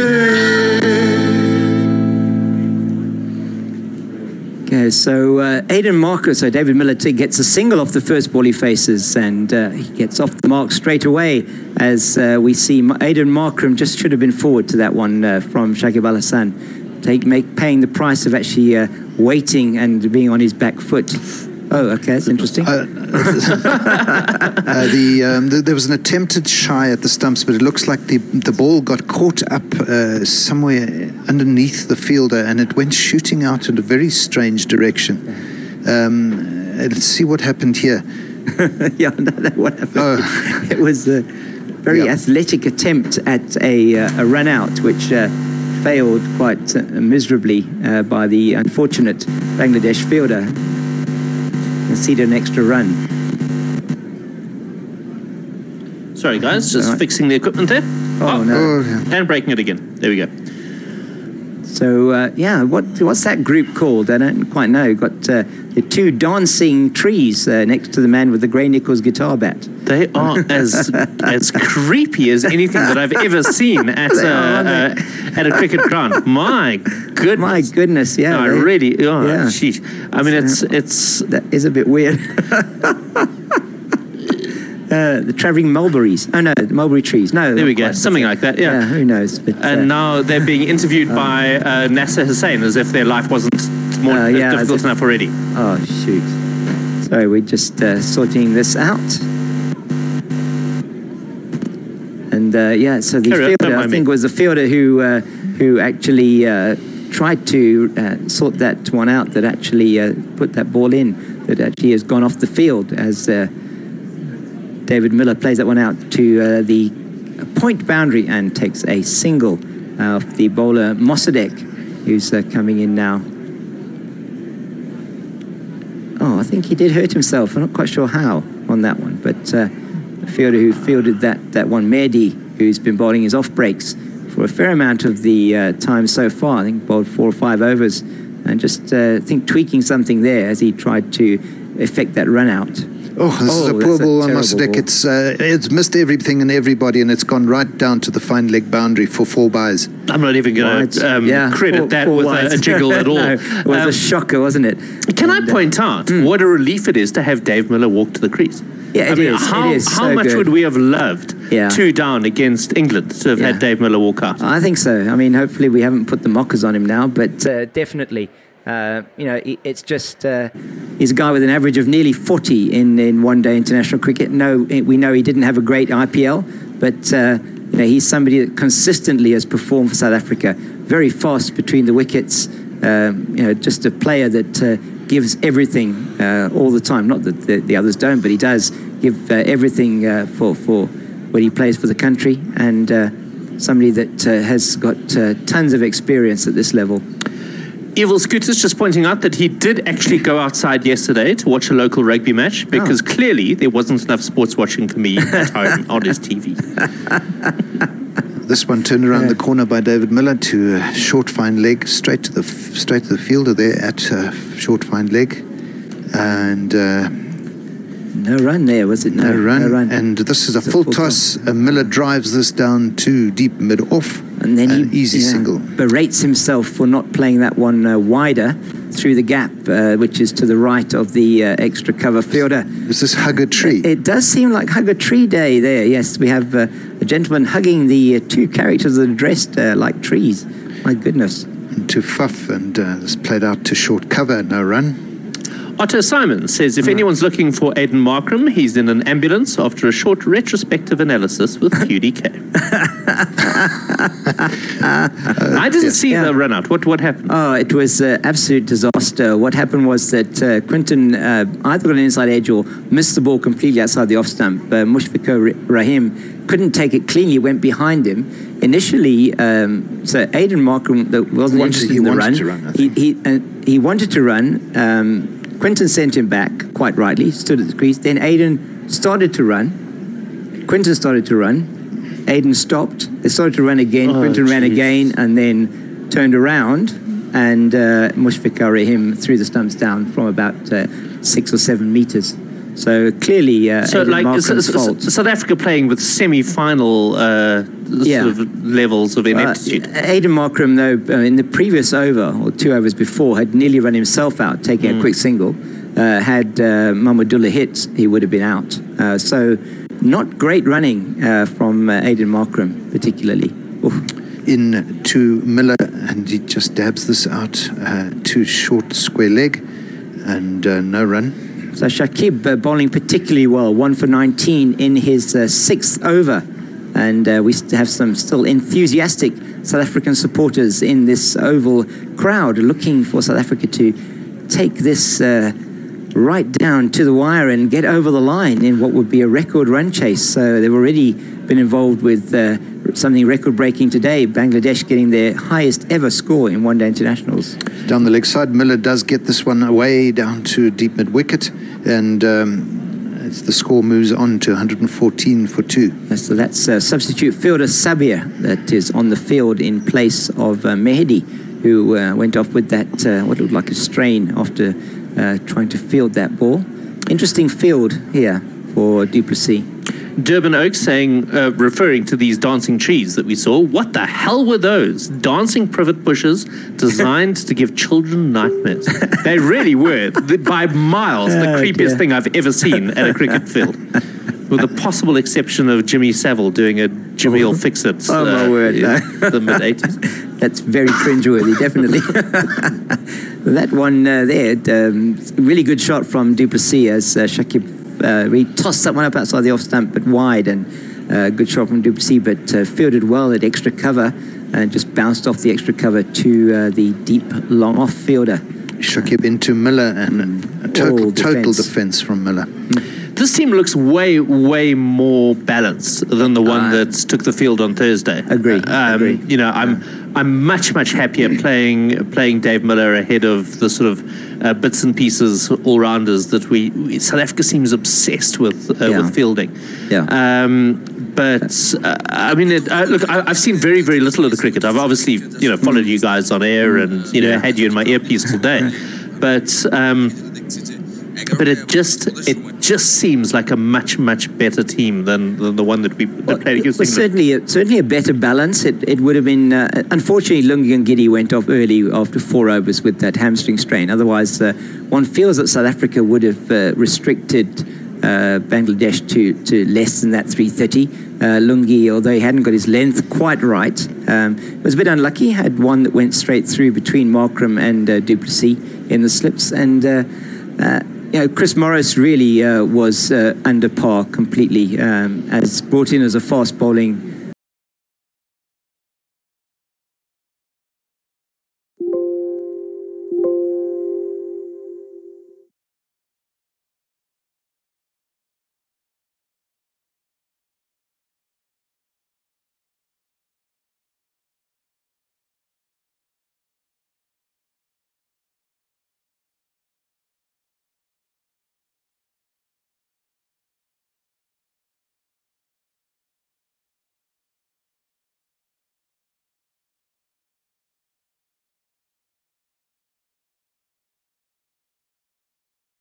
নাকি খেলতে নাও পারেন তো সাকিব না খেলতে পারলে কিন্তু আবার আমাদের জন্য একটা ব্যাড নিউজ কারণ অসাধারণ ফর্মে আছেন ব্যাটিং এ আপনার বোলিং চমৎকার করছেন তারপর আপনার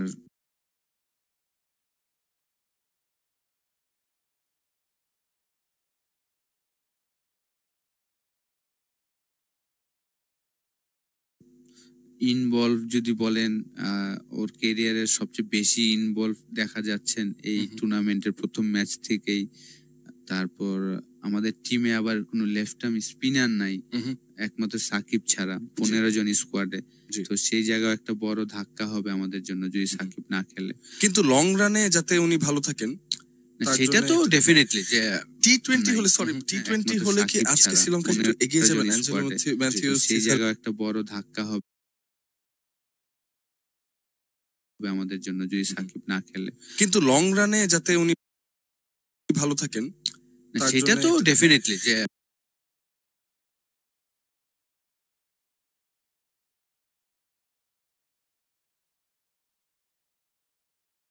টি20 হলে টি20 হলে কি আজকে শ্রীলঙ্কা একটু এগিয়ে যাবেন অ্যাঞ্জেলো ম্যাথিউস থিসারা পেরেরা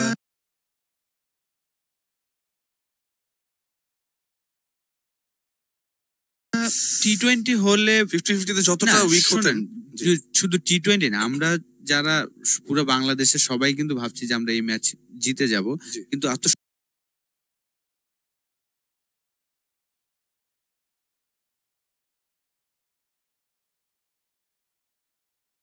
সহজ হতো না যদি পুরো খেলা হয় তাহলে এত সহজ হতো না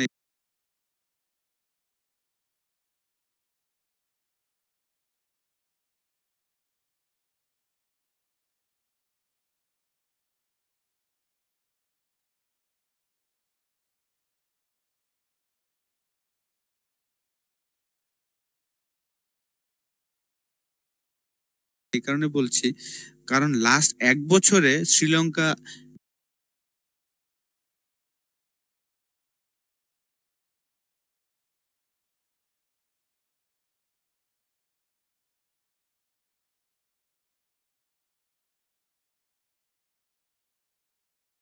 New Zealand, south Africa, England, Australia এই 4টা দেশে ট্যুর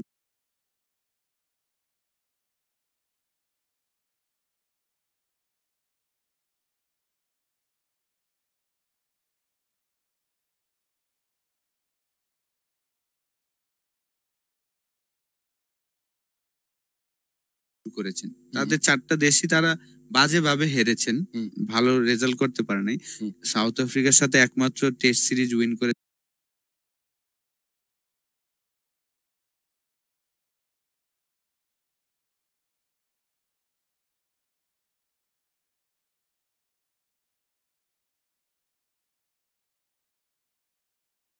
এশিয়ার কোন টিম হিসাবে, এটা একটা রেকর্ড। তো এই শ্রীলঙ্কা টিম কিন্তু করেছেন এই জিনিসটা। তো এই কারণে আমার কাছে মনে হয়, এবং লাস্ট ম্যাচে তারা আফগানিস্তানের সাথে যেভাবে উইন করেছে, লো স্কোরিং ম্যাচ, তারা যেভাবে বলাররা উইন করেছে,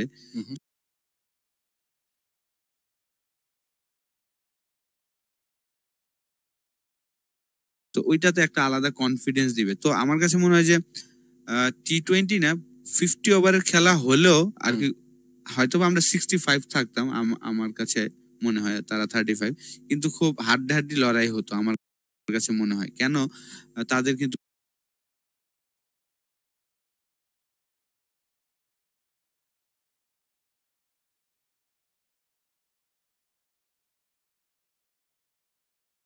ম্যাচ উইনার ব্যাটসম্যান আছে, এমন না যে নাই, কারণ ওরা একাই কিন্তু 150 করার মতন ক্যাপেবল।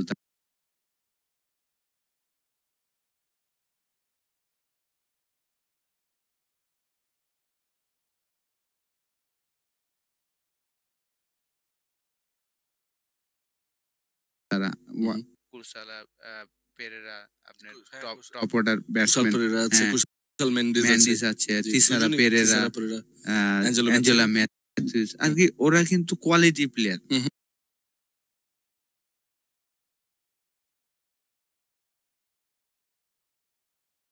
রিসেন্ট হয়তো পারফর্ম করছে না, কিন্তু অতীতে আমরা দেখেছি যে তারা কি ধরনের পারফর্ম করতে পারে। তো এই কারণে আমার মনে হয়, আর বোলিংটা আমি বলবো যে ওদের বোলিং ফর্মে আছেন, বোলাররা সবাই ফর্মে আছেন। তো সহজ হতো না আমাদের জন্য খেলা হলে যে একদম ইজি 2 পয়েন্ট পেয়ে যাব, এত সোজা হতো না। কারণ মাশরাফিও তার ইন্টারভিউতে কিন্তু বলেছেন 2টা টিমই চাচ্ছে 2 পয়েন্ট করে। তো অতএব যারা ভালো খেলবে আজকের দিনে তাদেরই সম্ভাবনা। হ্যাঁ, রিসেন্ট আমরা তাদের হারিয়েছি এশিয়া কাপে, খুব একদম ডমিনেট করে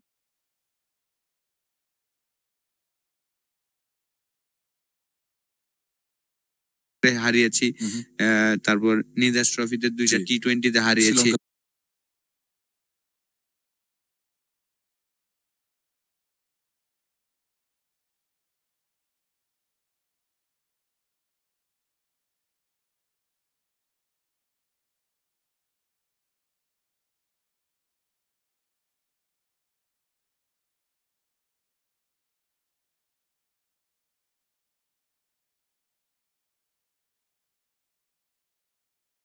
শ্রীলঙ্কার মাটিতে, এই কারণে হয়তো আমরা অনেক কনফিডেন্ট, কিন্তু ওভার কনফিডেন্ট হওয়া উচিত হবে না। ওভার কনফিডেন্ট মাশরাফি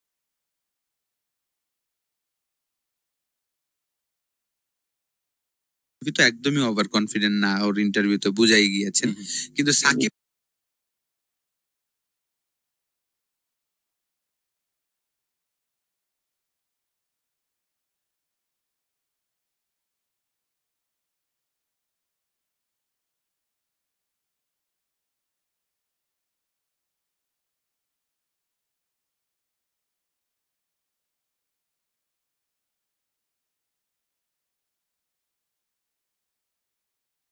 না খেললে কিন্তু আমাদের জন্য একটা খুবই বড় একটা চিন্তার বিষয়।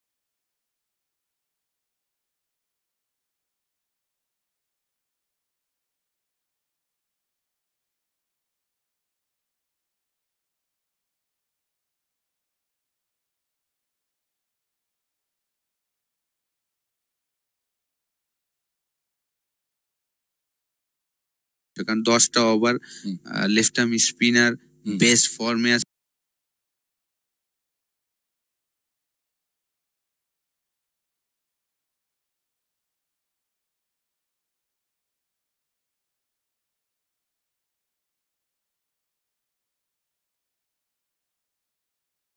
ব্যাটিং এ। তারপর দেখা যাচ্ছে যে মাঠে প্রচুর ইনভলভনেস, যে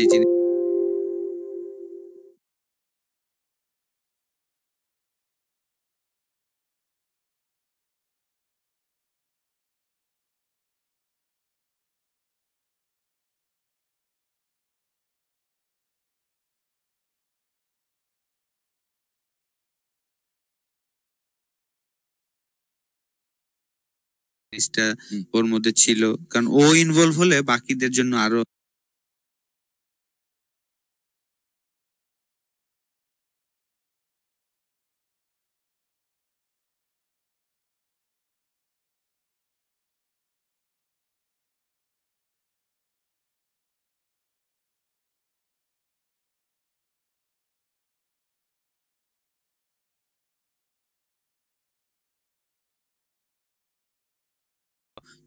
ইজি হয় কাজগুলা করতে।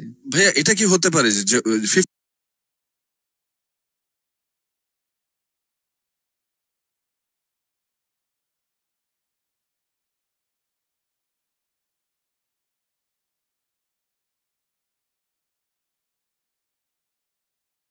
50-50 যদি সাকিবের কন্ডিশন থাকে, তাহলে মাঠের কন্ডিশন যদি একটু ভেজা বৃষ্টি, এবং আমি মাত্র দেখছিলাম ওখানে আজকে 6 ডিগ্রি সেলসিয়াস, প্রচুর ঠান্ডা, বৃষ্টি তো হচ্ছেই এবং এর উপর দিয়ে প্রচুর ঠান্ডা।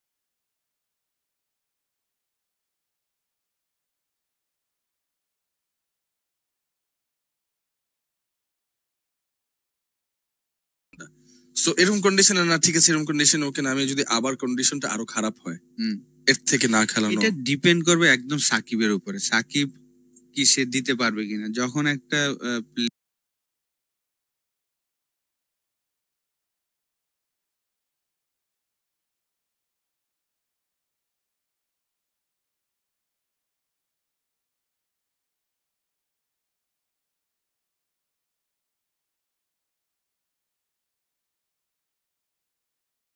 প্লেয়ার খেল আর ইনজুরিতে পড়ে, সে বুঝবে যে আমি কতটুকু এফোর্ট দিতে পারবো। তো অবশ্যই আপনার যদি সে মনে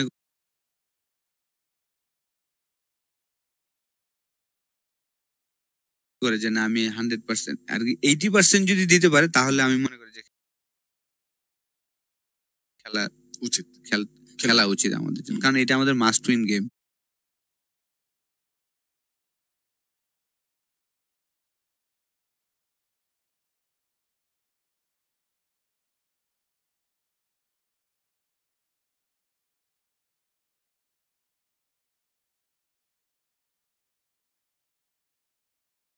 এই ম্যাচে যদি রেজাল্ট আমাদের ফরে না আসে, তখন কিন্তু আমাদের জন্য অনেক টাফ হয়ে যাবে আর কি সেমিফাইনাল খেলাটা।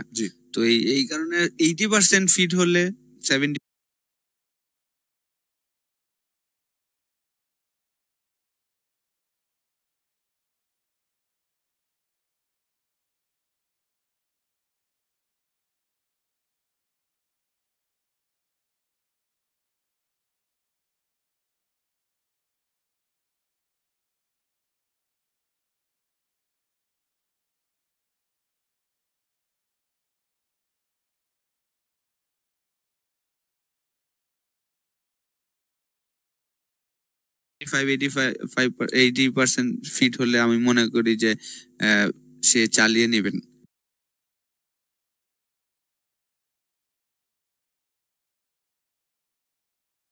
কিন্তু যদি দেখা যায় 50-50, তখন হয়তো ডিফিকাল্ট আসলে।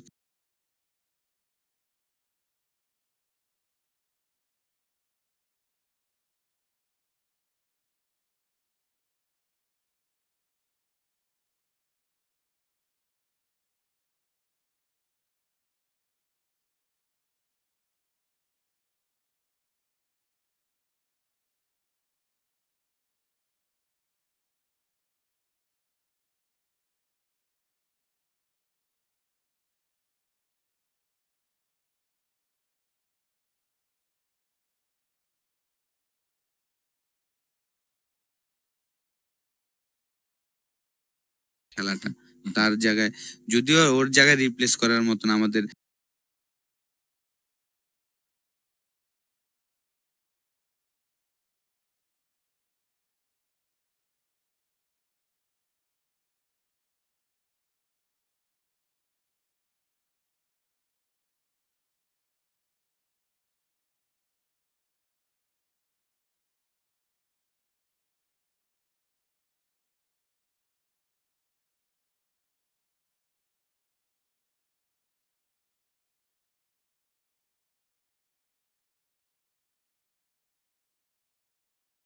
ওর জায়গায় ও একটা রিপ্লেস করতে পারো, কিন্তু ও কিন্তু 4টা কাজ করে।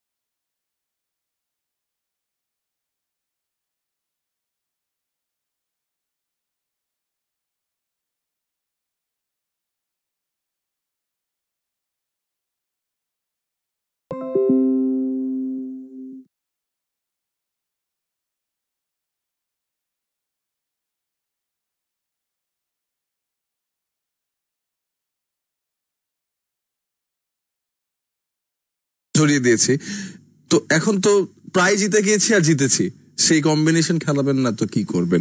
হ্যাঁ, একটা প্রশ্ন আসতে পারে, ঠিক আছে মিথুনের কথাটা উনি আগেও বলেছেন, কিন্তু আরেকটা চান্স উনি ডিজার্ভ করতেন।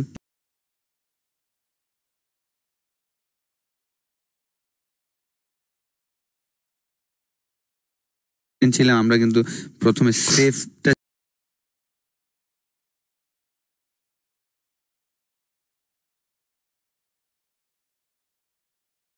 শুরুতে ক্যাপ্টেন্সি যখন করেছি আমি কিন্তু বলেছিলাম যে আমি সবগুলা ব্যাটসম্যান খেলাইতে চাই, আমি টেস্ট ম্যাচ 5 দিনে নিতে চাই।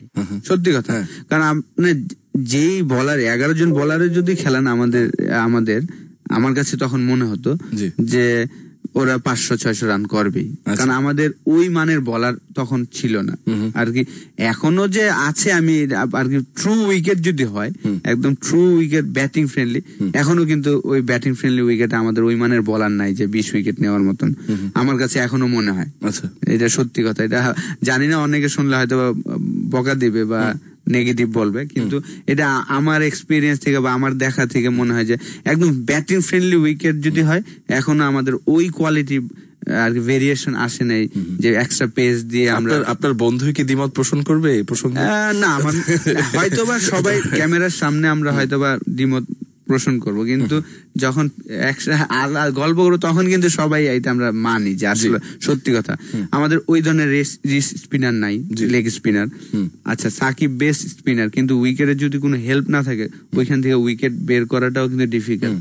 তো এই কারণে আমার কাছে মনে হয় যে ওই সময় যখন এক একজন ক্যাপ্টেন এক একটা থিঙ্কিং করে, তো আমি তখন ভেবেছিলাম যে না, আমি 5 দিনে খেলা নিতে চাই, ব্যাটসম্যান খেলে যেন আমরা যেন অ্যাটলিস্ট 500 রান করবো, বা ওরা 500 করো কিন্তু আমরা যেন 500-600 রান করে। সেটাও হয় না, সেটাও হয় না 10 জন ব্যাটসম্যান খেলালেও হয় না। ওই যে আপনি রান কিন্তু 1-2জনই করে, আপনি 10 জন খেলাইলেও 1-2জনই করবে, আবার ওই 5-6 জন খেলালে ওই 1-2জনই করবে।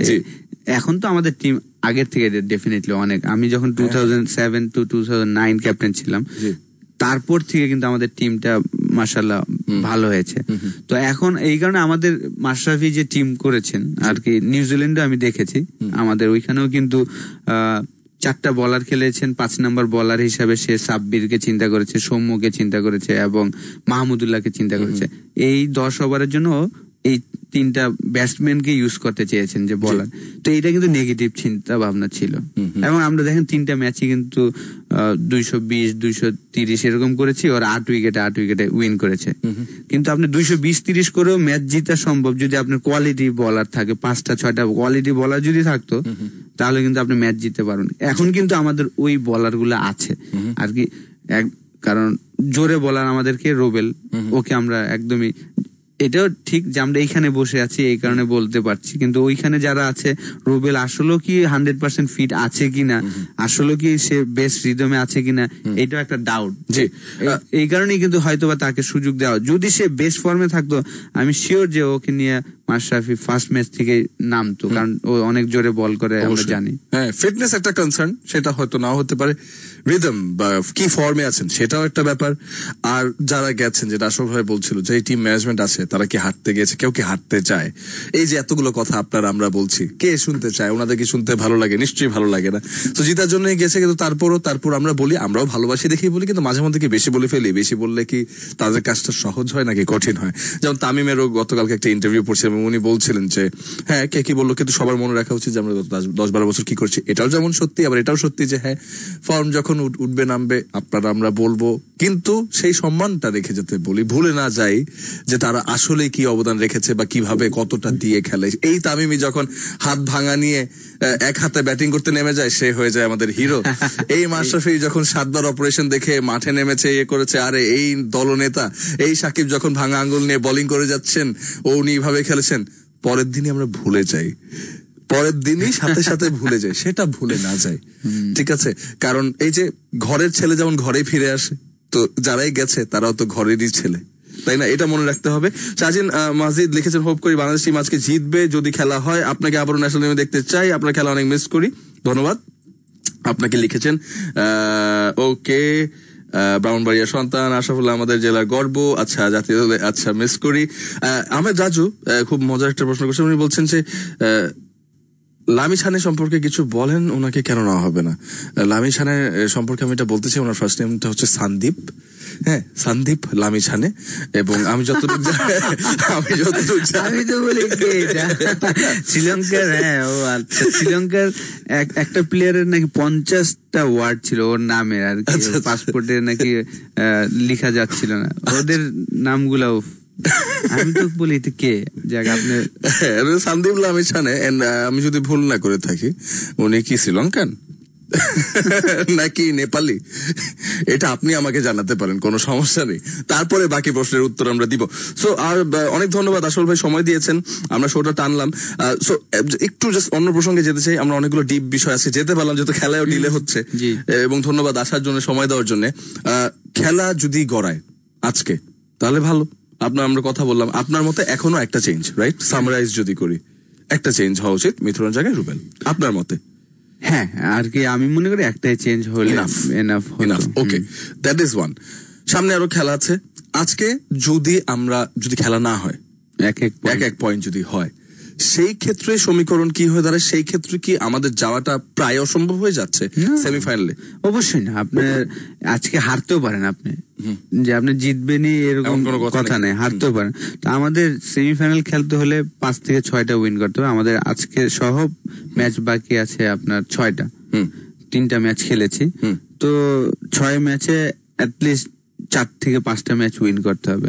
তো আজকে যদি আমরা খেলা নাও হয়, এক পয়েন্ট পাই, পরের 5 খেলা আমাদের 4টা উইন করতে হবে। একটু টাফ হয়ে যাবে, কারণ সেই 5টার মধ্যে অস্ট্রেলিয়া এবং ইন্ডিয়ার সাথে খেলতে হবে, ওয়েস্ট ইন্ডিজ, সবগুলা টিমই কঠিন এই জায়গায়, সত্যি কথা। কিন্তু আমরা যদি আমাদের বেস্টটা খেলতে পারি, অস্ট্রেলিয়াকে আমরা মাত্র একবার হারিয়েছি, আর বাকি সবাইকে কিন্তু অনেকবার হারিয়েছি। তো এই কারণে ইন্ডিয়ার সাথে লাস্ট 4 বছর ধরেই কিন্তু ফাইট হচ্ছে, একদম ক্লোজ হচ্ছে, হারাতে পারছি না। তো এবার হয়তো ইন্ডিয়াকে আমরা হারাবো আর কি, যদি প্রয়োজন হয়, যেহেতু ইন্ডিয়া পাকিস্তানের সাথে একদম শেষে ম্যাচ আমাদের 2 তারিখ এবং 5 তারিখ জুলাইয়ের।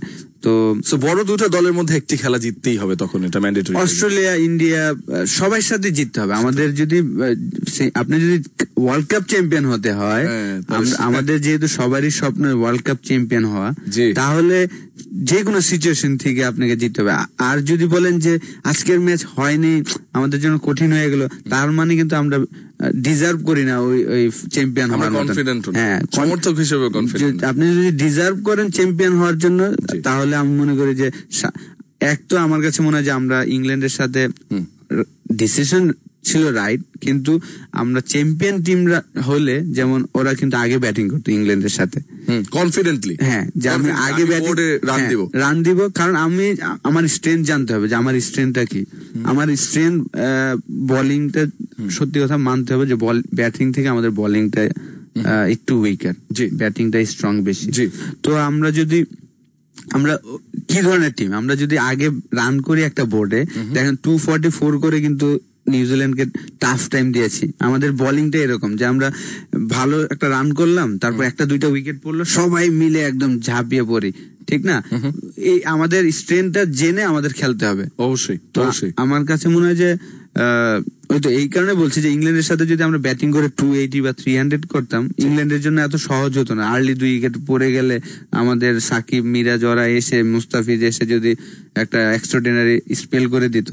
এই কারণে আমি বলি যে সামনের যে ম্যাচ আমরা যদি ডিজার্ভ করি, আসলে যে স্বপ্ন আমাদের ওইটা হলে, আজকের ম্যাচ হয়নি, হ্যাঁ দুর্ভাগ্য আমাদের জন্য, একটা আর 2টা পয়েন্ট হলে আরো ইজি হতো, কিন্তু তখন আরো ম্যাচ বাই ম্যাচ আমরা চিন্তা করতে হবে এভরি গেম।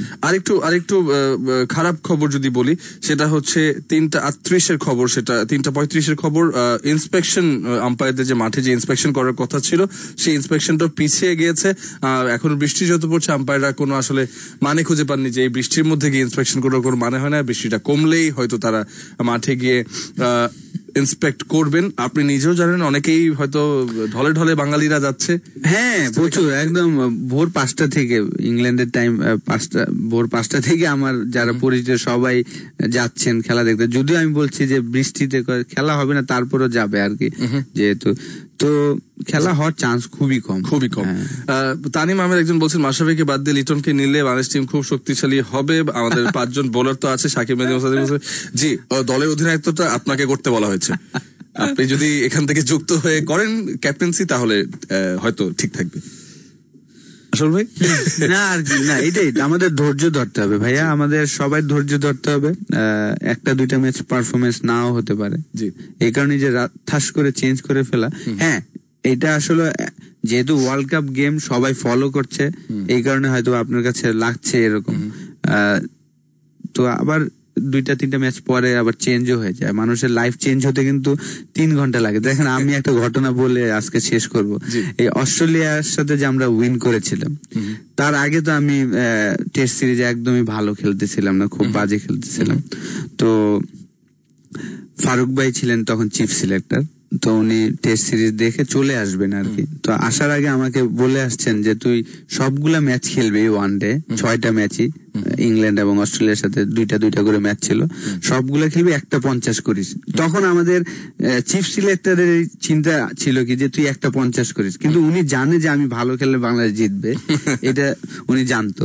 তো আমাকে কিন্তু ওই কনফিডেন্সটা দিয়ে উনি চলে এসেছেন বাংলাদেশ। তো প্রথম ম্যাচে আপনি খেলছেন, ওই কনফিডেন্সটা আমাকে উনি দিয়েছেন। হ্যাঁ, তো ফার্স্ট ম্যাচে আমি ফার্স্ট বলে আউট হয়ে গেলাম। তো অস্ট্রেলিয়ার সাথে খেলায় ফিল্ডিং, আমরা তো লাকিলি যে টস অস্ট্রেলিয়া উইন করে আমাদের বোলিং এ দিলেন এবং তারা 249 করলো।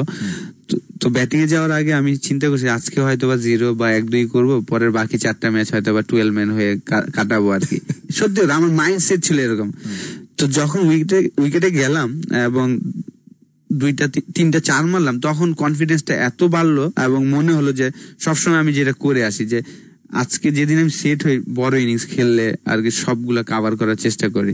তো ওই সময় আমি চিন্তা করলাম যে না, আজকে আমার ভালো লাগছে, আজকে আমি শেষ করে আর যত দূর যাওয়া যায়।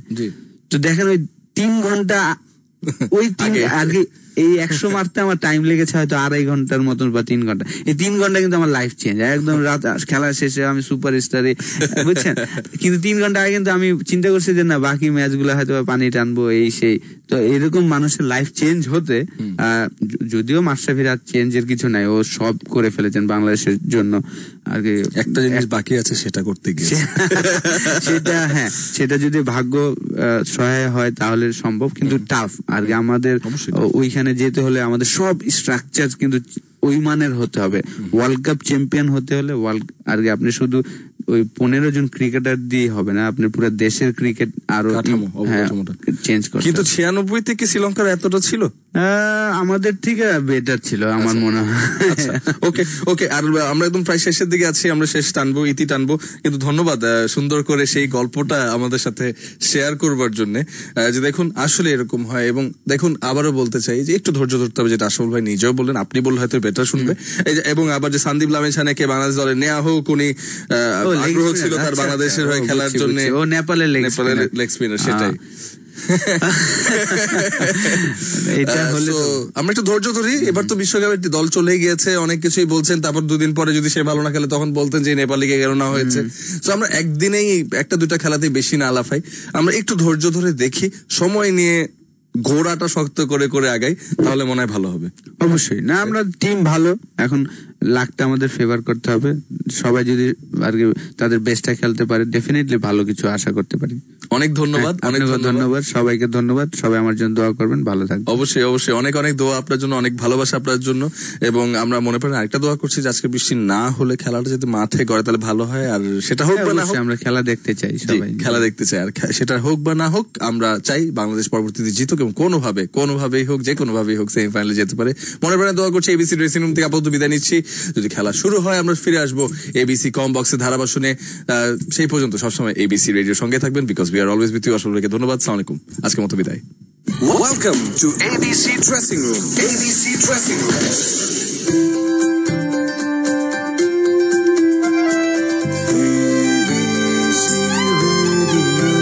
আপনারা শুনছেন এবিসি রেডিও 89.2 FM। সবাই আমায় বলে কুকিং এক্সপার্ট, কিন্তু যে এক্সপার্ট তাকে স্বাদের সাথে সাথে স্বাস্থ্যের দিকেও নজর রাখতে হয়। লেমন পাওয়ার সমৃদ্ধ এক্সপার্ট ডিশওয়াশ বারের অ্যান্টি ব্যাকটেরিয়াল এজেন্ট রান্না বা খাওয়া দাওয়ার পরে প্লেট বাসনের তেল চর্বি নিমেষে দূর করে বাসনকে করে তোলে ঝকঝকে পরিষ্কার। তাই অর্ডিনারি বার বারবার, কিন্তু এক্সপার্ট ডিশওয়াশ বার জাস্ট একবার। রয়্যাল টাইগার নতুন স্মার্ট বোতলে সেই অরিজিনাল টেস্ট আর আনলিমিটেড এনার্জি। Royal tiger. হাতে হাতে বিশ্বকাপ, হাতে হাতে বিশ্বকাপ, 10 টাকায় বিশ্বকাপ, বুঝলন বিশ্বকাপ, বিশ্বকাপ বিশ্বকাপ। 10 টাকায় বিশ্বকাপ মানে পুরো প্রথম আলো পেপারই বিশ্বকাপ। হ্যাঁ, ঠিকই শুনেছেন, বিশ্বকাপ ক্রিকেট 2019-এর সব খবর পাবেন এখন প্রথম আলোতে।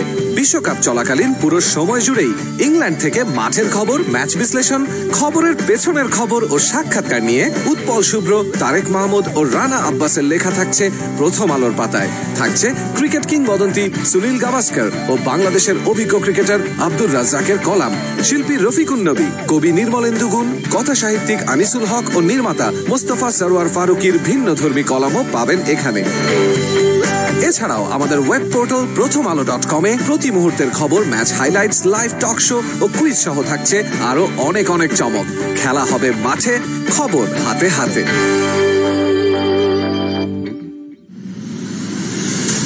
রয়্যাল টাইগার নতুন স্মার্ট বোতলে সেই অরিজিনাল টেস্ট আর আনলিমিটেড এনার্জি।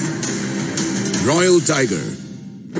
কখনো বৃষ্টি ভেজা, কখনো মিষ্টি রোদে, কোমল স্পর্শে তোমার মন আজ যায় হারিয়ে, হারিয়ে যাই আমি তোমার টানে। হারিয়ে যাও এক মখমলি অনুভবে, তিব্বত লাক্সারি সোপ, বাংলাদেশের রূপ। সবাই আমায় বলে কুকিং এক্সপার্ট, কিন্তু যে এক্সপার্ট তাকে স্বাদের সাথে সাথে স্বাস্থ্যের দিকেও নজর রাখতে হয়। লেমন পাওয়ার সমৃদ্ধ এক্সপার্ট ডিশওয়াশ বারের অ্যান্টি ব্যাকটেরিয়াল এজেন্ট রান্না বা খাওয়া দাওয়ার পরে প্লেট বাসনের তেল চর্বি নিমেষে দূর করে বাসনকে করে তোলে ঝকঝকে পরিষ্কার। তাই অর্ডিনারি বার বারবার, কিন্তু এক্সপার্ট ডিশওয়াশ বার জাস্ট একবার। রয়্যাল টাইগার নতুন স্মার্ট বোতলে সেই অরিজিনাল টেস্ট আর আনলিমিটেড এনার্জি। Royal tiger. হাতে হাতে বিশ্বকাপ, হাতে হাতে বিশ্বকাপ, 10 টাকায় বিশ্বকাপ, বুঝলন বিশ্বকাপ, বিশ্বকাপ বিশ্বকাপ। 10 টাকায় বিশ্বকাপ মানে পুরো প্রথম আলো পেপারই বিশ্বকাপ। হ্যাঁ, ঠিকই শুনেছেন, বিশ্বকাপ ক্রিকেট 2019-এর সব খবর পাবেন এখন প্রথম আলোতে। বিশ্বকাপ চলাকালীন পুরো সময় জুড়েই ইংল্যান্ড থেকে মাঠের খবর, ম্যাচ বিশ্লেষণ, খবরের পেছনের খবর ও সাক্ষাৎকার নিয়ে উৎপল শুভ্র, তারেক মাহমুদ ও রানা আব্বাসের লেখা থাকছে প্রথম আলোর পাতায়। থাকছে ক্রিকেট কিংবদন্তি সুনীল গাভাস্কর ও বাংলাদেশের অভিজ্ঞ ক্রিকেটার আব্দুর রাজ্জাকের কলাম, শিল্পী রফিকুন নবী, কবি নির্মলেন্দু গুণ, কথা সাহিত্যিক আনিসুল হক ও নির্মাতা মোস্তফা সরোয়ার ফারুকীর ভিন্নধর্মী কলামও পাবেন এখানে। এছাড়াও আমাদের ওয়েব পোর্টাল প্রথমআলো.com-এ প্রতি মুহূর্তের খবর, match highlights, live talk show ও কুইজ সহ থাকছে আরো অনেক অনেক চমক। খেলা হবে মাঠে, খবর হাতে হাতে। ABC Radio.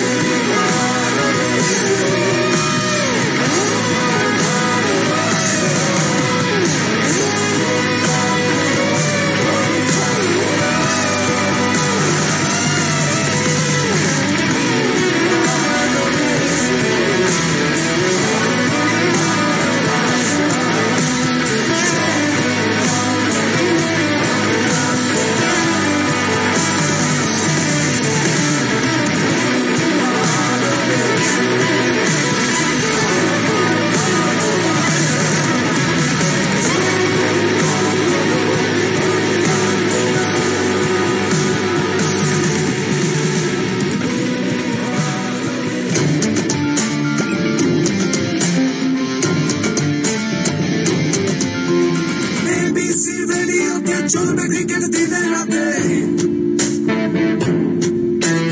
ইংল্যান্ডের মাঠে খেলা বাংলাদেশ উঠবে মেতে এবার ক্রিকেট শুনবে কানে ব্যাটের বলের গড়াগড়ি এবিসি টিউন করে হেডফোনটা কানে ধরি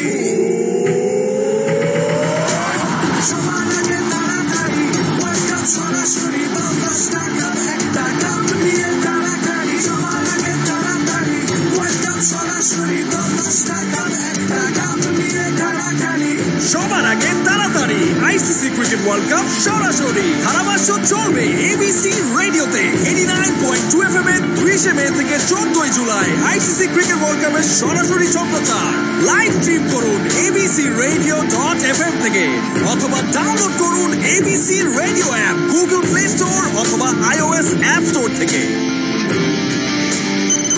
RFL water pump time check সময় এখন বিকেল 4টা আরএফএল ওয়াটার পাম্প পানির নিশ্চিত সমাধান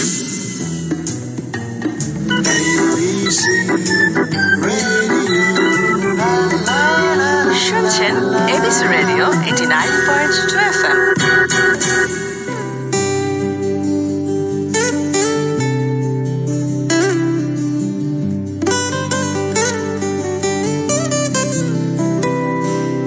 গল্পটা শুরু হলো কবে জানি না অভ্যেসটা বদলেছি কিছুদিন আগে হাতটা ধরেছিলে যেদিন প্রথম হারিয়েছি নিজেকে তোমার মাঝে তোমার আঙুলের ফাঁকে আমার বিশ্বাস বাঁচে তুমি আছো তাই আমার পৃথিবী হাসে পৃথিবী হাসে পৃথিবী হাসে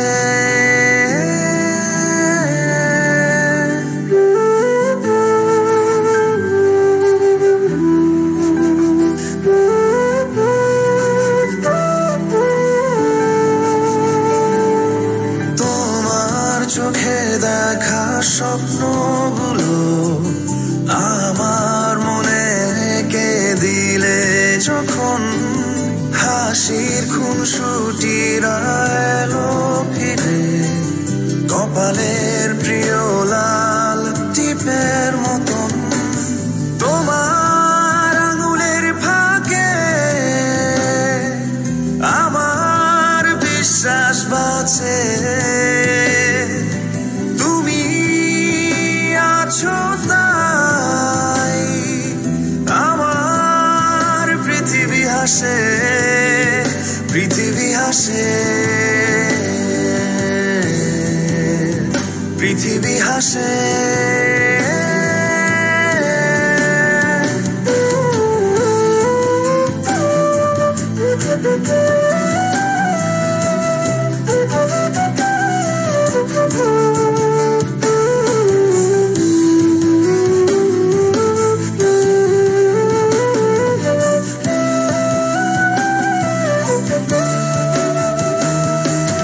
তোমার চুলের সুতোর বোনা আমার আলসেমির যত ঘর নাক ফোলানো শাসনে ভাঙে আমার সব মিষ্টি ভোর তোমার আঙুলের ফাঁকে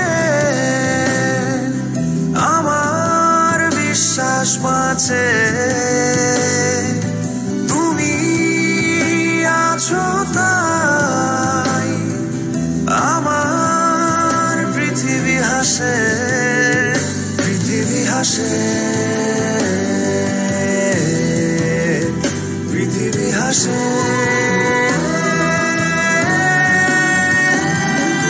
তোমার আঙুলের ফাঁকে আমার বিশ্বাস বাঁচে তুমি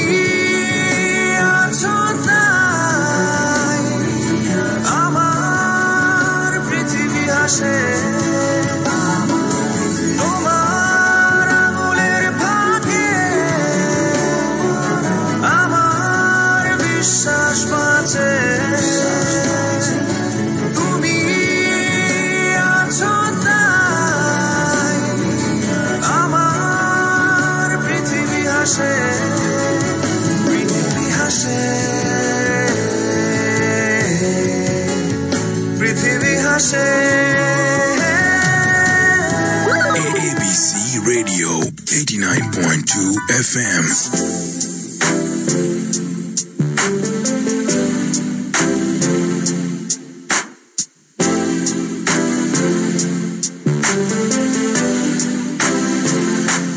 Can we just talk? Can we just talk about where we're going before we get lost? And be our thoughts. Can't get what we want without knowing. I've never felt like this before. I apologize if I'm moving too far. Can we just talk? Can we just talk? Figure out where we're growing. Yeah.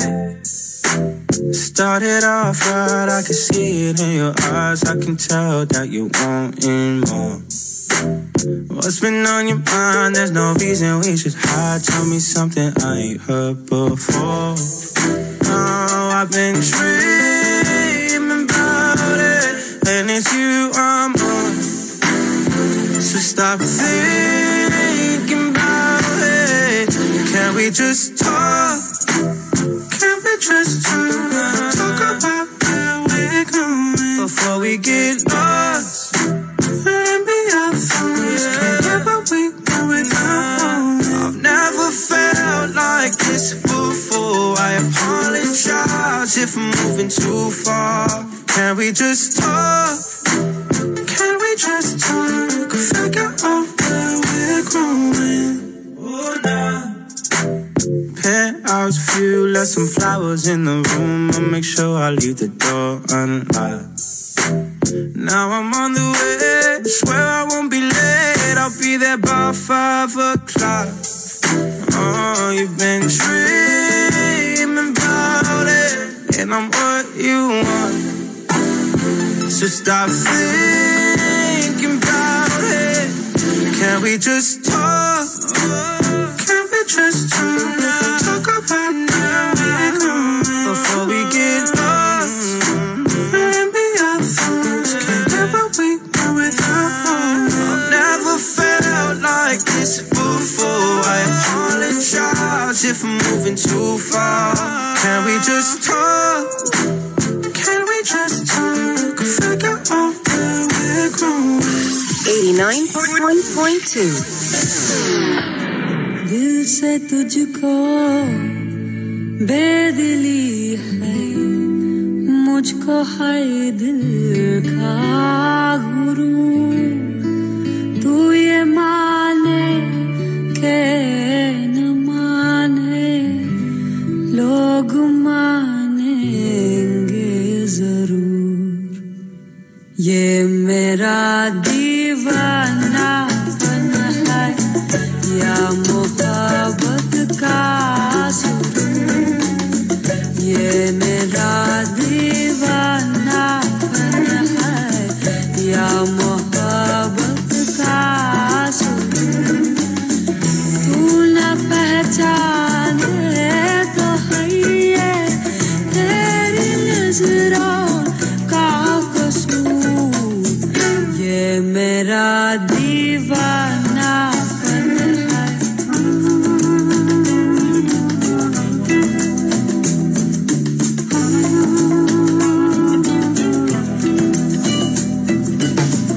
दिल को तेरी तमन्ना दिल को है तुझसे प्यार चाहे तू आए न आए हम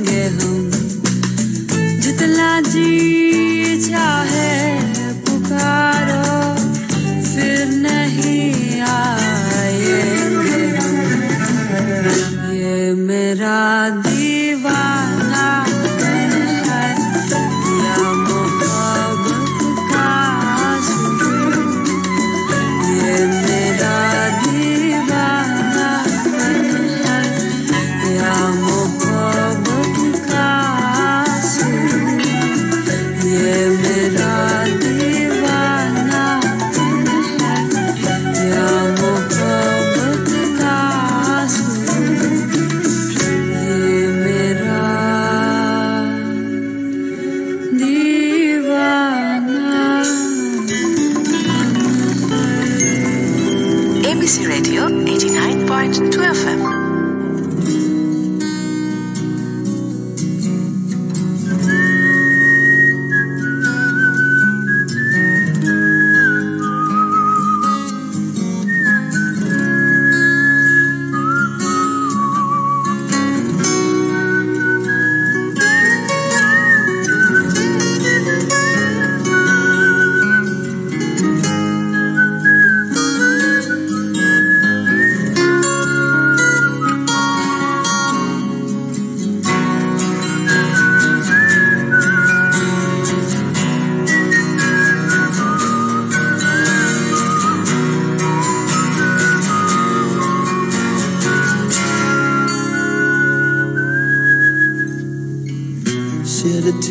Cause I'm missing you. I'm still alright to smile. Girl, I think about you every day now. Was a time when I wasn't sure, but you set my mind at ease. There is no doubt you're in my heart now. Said woman, take it slow, it'll work itself out fine. All we need is just a little patience. Said sugar, make it slow, and we'll come together fine. All we need is just a little patience.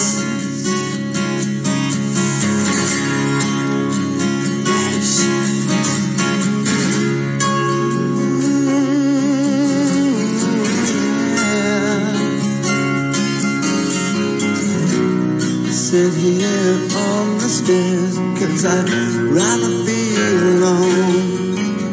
If I can't have you right now, I'll wait there. Sometimes I get so tense, but I can't speed up the time. But you know, love, there's one more thing to consider.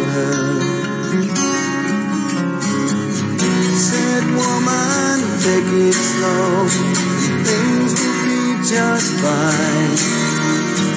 You and I'll just use a little patience. Said sugar, take the time, cause the lights are shining bright. You and I've got what it takes to make it. We won't fake it.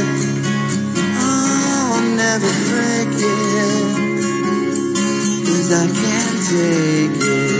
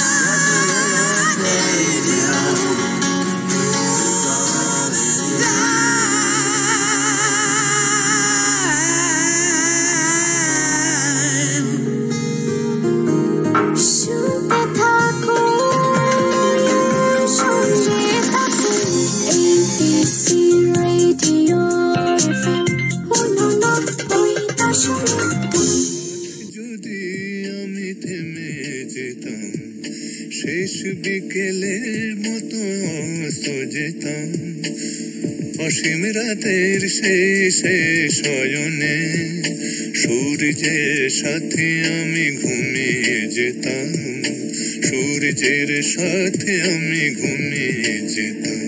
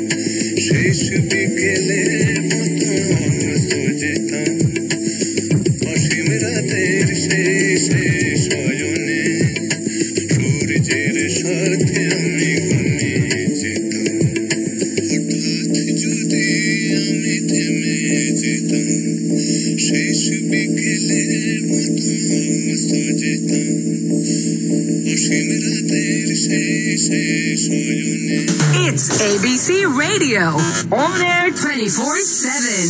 Tune in.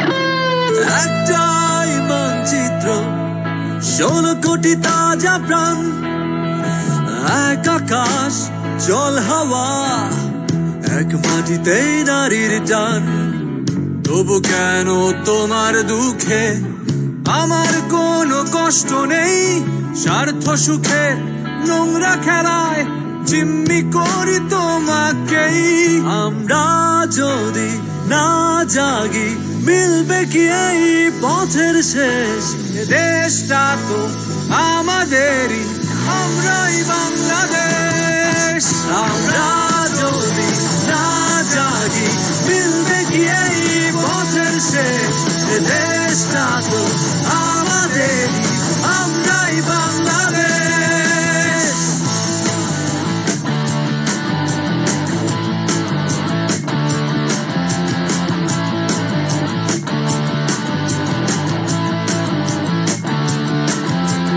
বন্ধু জাগো তাকিয়ে দেখো স্বপ্ন কেমন রঙিন হয় অন্যের জেগে ওঠার আশায় ভুলেছ কি সূর্যোদয় পক্ষ নিয়ে করছো যখন এক গুয়েমি মূর্খতা সেই বোকামির সুযোগে কেউ নিচ্ছে লুটে ক্ষমতা দ্বিধা ছেড়ে আওয়াজ তোলো সত্যের জয় নির্বিশেষ দেশটা তো আমাদেরই আমরাই তো বাংলাদেশ আমরা যদি না জাগি মিলবে কি এই পথের শেষ দেশটা তো আমাদেরই আমরাই বাংলাদেশ আমরা যদি না জাগি মিলবে কি এই পথের শেষ দেশটা তো আমাদেরই আমরাই Bangladesh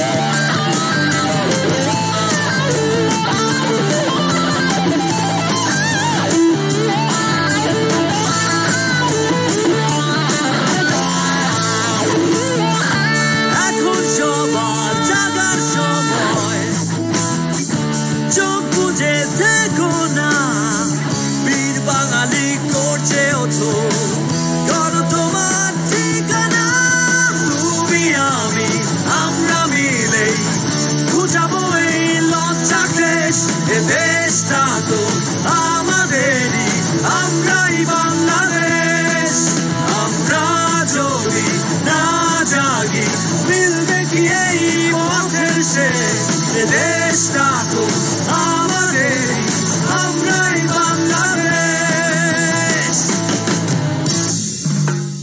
Groovy music all day long. ABC Radio 89.2 FM. We are always with you. Money.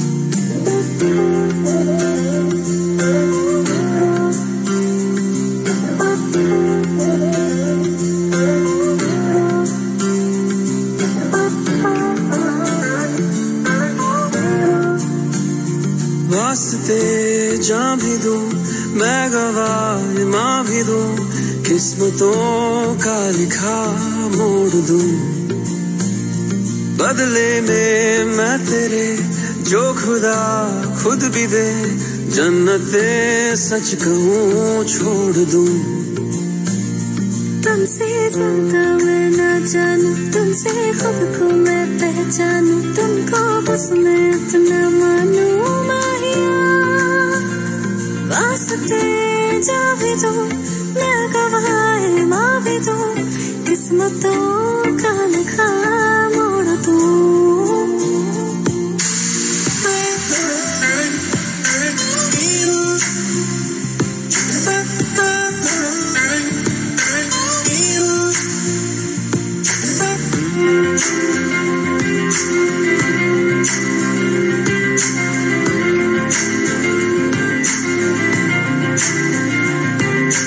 तेरे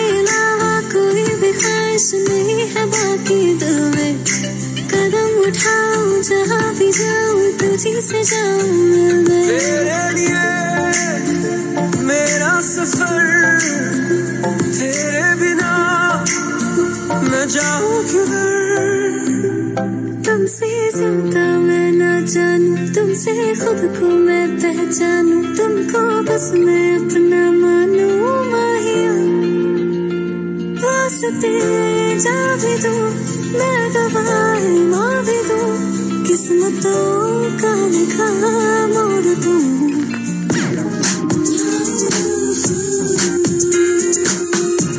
শুনছেন ABC Radio 89.2 FM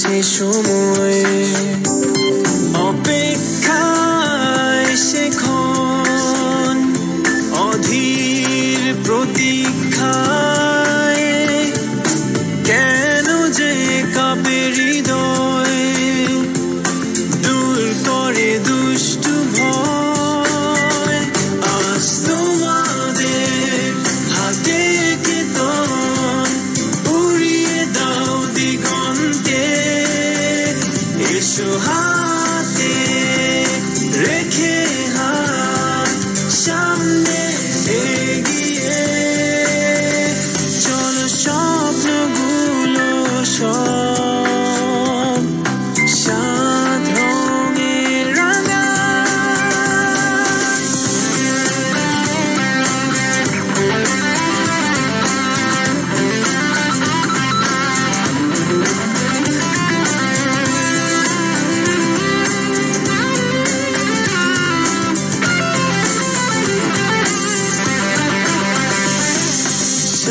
সাফল্যেরই সাথে শুরু বসবাস হাল ধরে শপথের পেরিয়ে জলোচ্ছ্বাস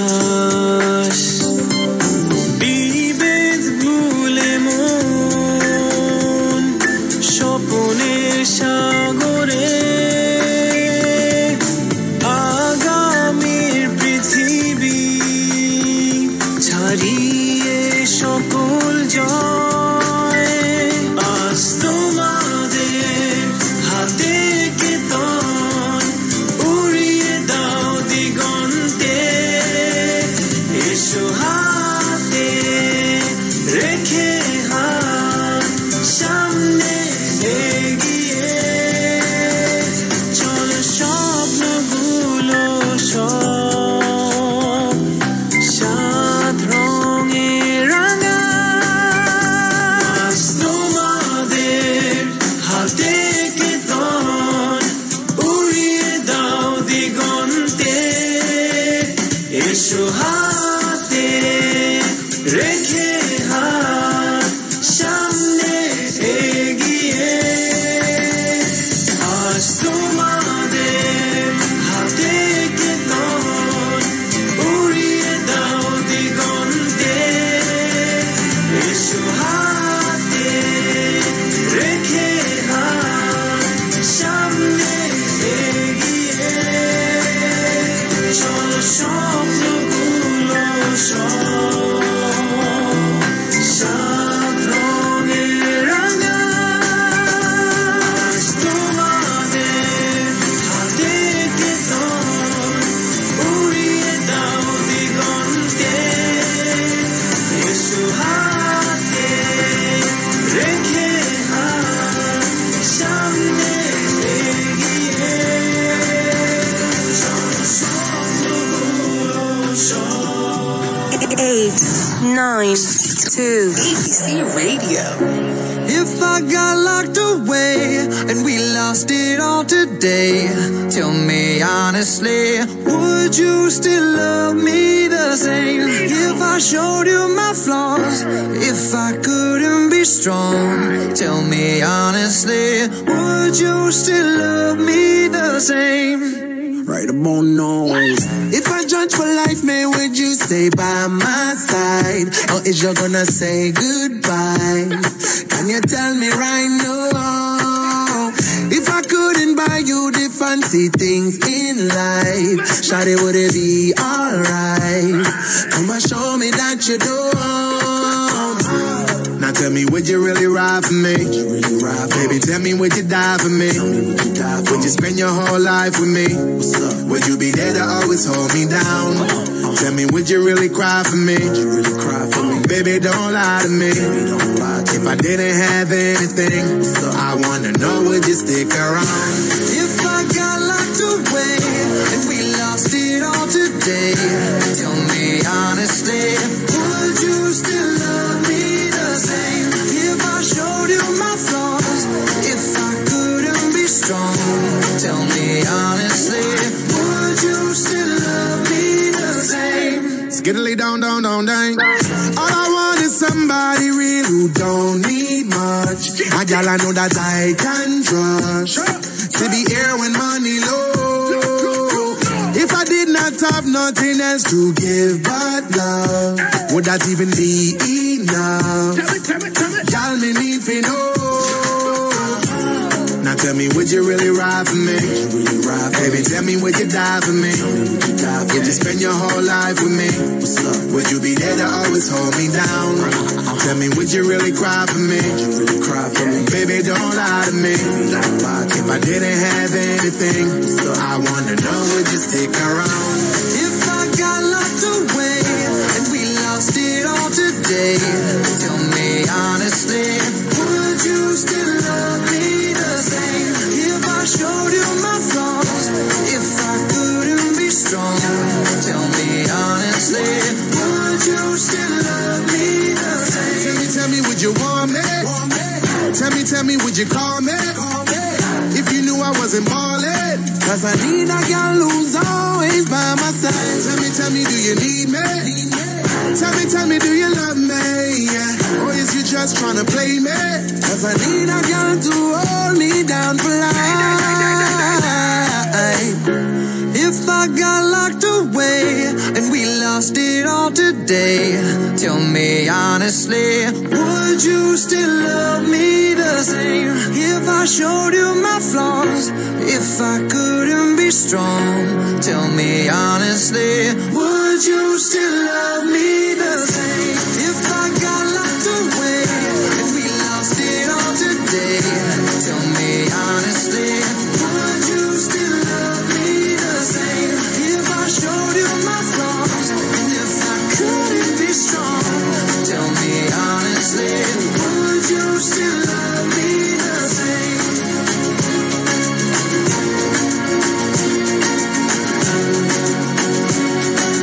Would you still love me the same? 89.2 FM.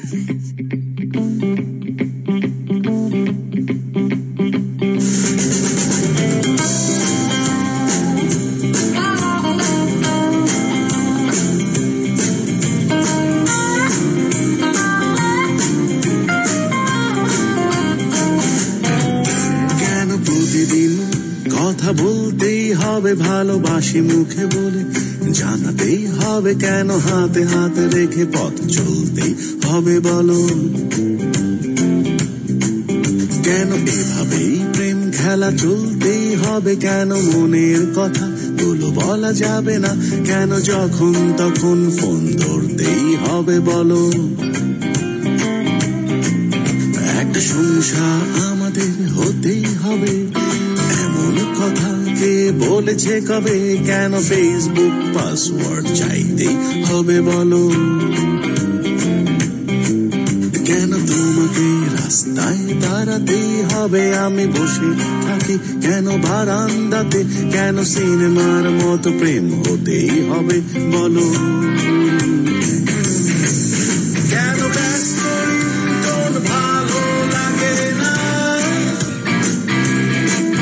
কেউ সুন্দর হলে কেন তাকানো যাবে না,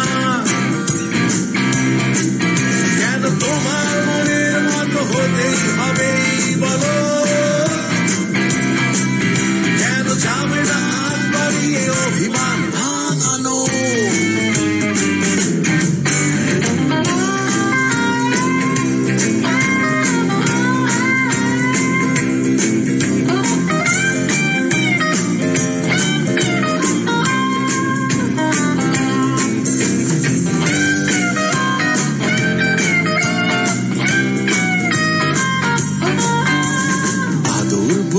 তবে লাভ কি বলো যদি বৃষ্টির সাথে প্রেম হারিয়ে গেল, যদি শীতের সময় দুটো আলাদা চাদর লাগে গায়ে, একটা চায়ের ফ্লাক্স যদি কাজে লেগে যায়, বিকেলের চা যদি অন্যে বানায়, তবে আমি কি বলি আমি চা ভালোবাসি না। কেন রাত জেগে তুমি ঘুরে বেড়াতেই পারো, আমি কেন সাময়িক হতে পারি না, তবে আমি তুমি সমান হলাম কোথায় বলো। কেন ব্যস্ত লিঙ্গন ভালো লাগে না, কেউ সুন্দর হলে কেন তাকানো যাবে না, কেন তোমার মনের মতো হতেই হবে বলো, কেন যাবে না হাত বাড়িয়ে অভিমান ভাঙানো।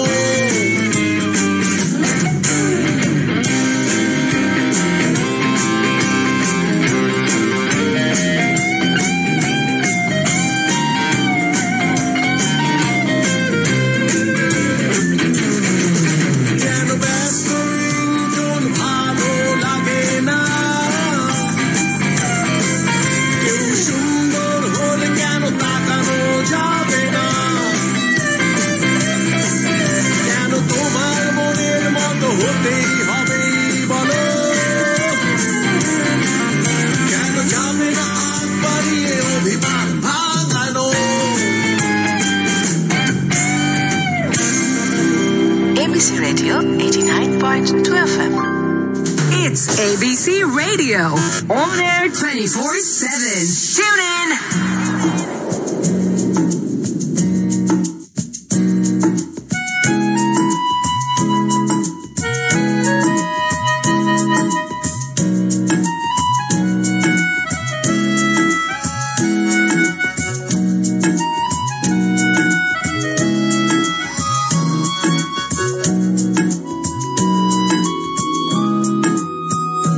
दिल का ये क्या राज है, जाने क्या कर गए, जैसे अंधेरों में तुम चांदनी भर गए।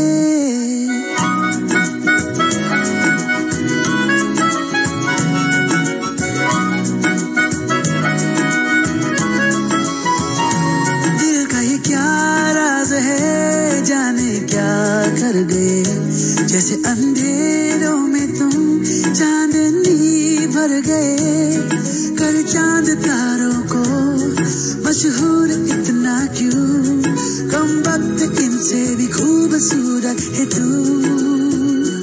I love you, yeah yeah yeah, I love you, yeah yeah yeah, I love you.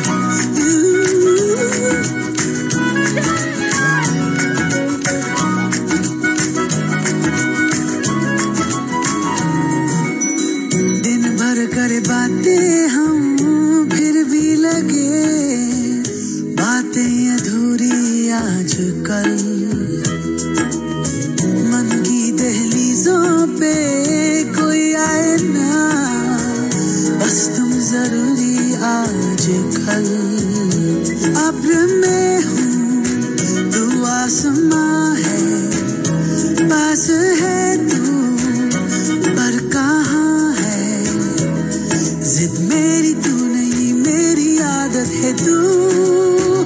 I love you, I love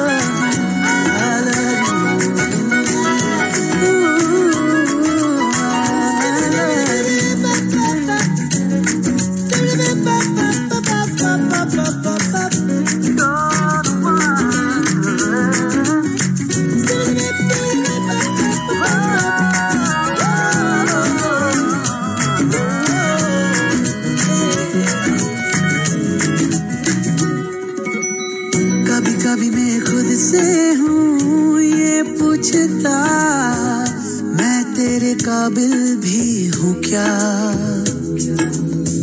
इतना तो मुझे है मालूम, मिलके तुझे बेहतर में इंसान बन गया, थोड़ा थोड़ा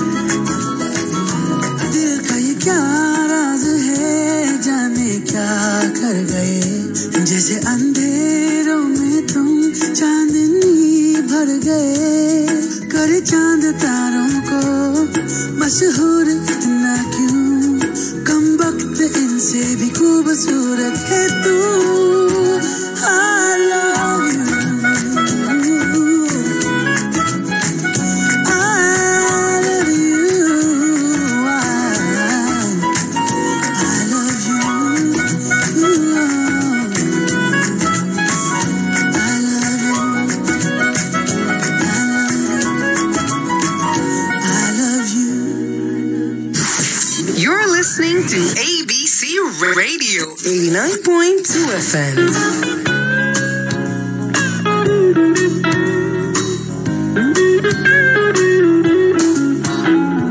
বলবে প্রথম কে কাকে ভালোবাসি তোমাকে এই দ্বিধা মনে মনে পুষে রাখি দুজনে দুজনেই খুব একা উদাসী মনের বনে ভালোবাসি তোমাকে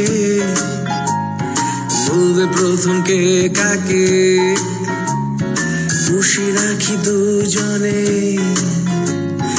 এই দ্বিধা মনে মনে মুখ ফুটে হয় না বলা প্রেম পেয়েছে মনে গোপনে গোপনে খুব গোপনে অথবা দারুণ সংগোপনে যাচ্ছি যাচ্ছি উড়ে দুজনে বিরহ বিজ্ঞাপনে গোপনে গোপনে খুব গোপনে অথবা দারুণ সংগোপনে যাচ্ছি যাচ্ছি উড়ে দুজনে বিরহ বিজ্ঞাপনে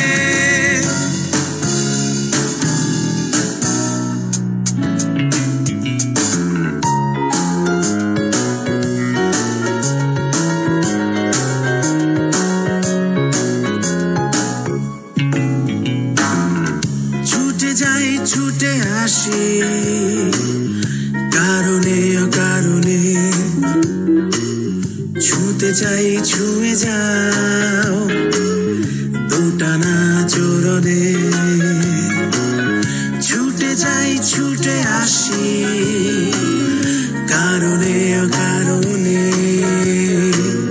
ছুটে যাই ছুঁয়ে যাও দুটানা চরণে গোপনে গোপনে খুব গোপনে অথবা দারুণ সংগোপনে যাচ্ছি যাচ্ছি উড়ে দুজনে বিরহ বিজ্ঞাপনে গোপনে গোপনে খুব গোপনে অথবা দারুণ সংগোপনে যাচ্ছি যাচ্ছি উড়ে দুজনে বিরহ বিজ্ঞাপনে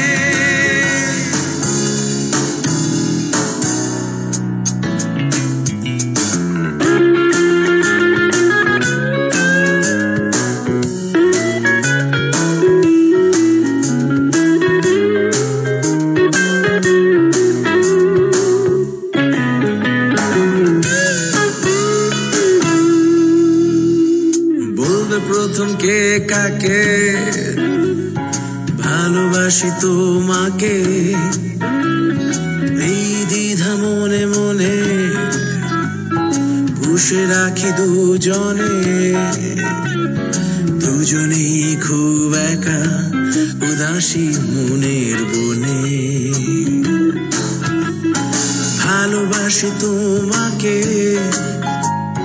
বলবে প্রথম কে কাকে পুষে রাখি দুজনে এই দ্বিধা মনে মনে মুখ ফুটে হয় না বলা প্রেম পেয়েছে মনে গোপনে গোপনে খুব গোপনে অথবা দারুণ সংগোপনে যাচ্ছি যাচ্ছি উড়ে দুজনে বিরহ বিজ্ঞাপনে গোপনে গোপনে খুব গোপনে অথবা দারুণ সংগোপনে যাচ্ছি যাচ্ছি উড়ে দুজনে বিরহ বিজ্ঞাপনে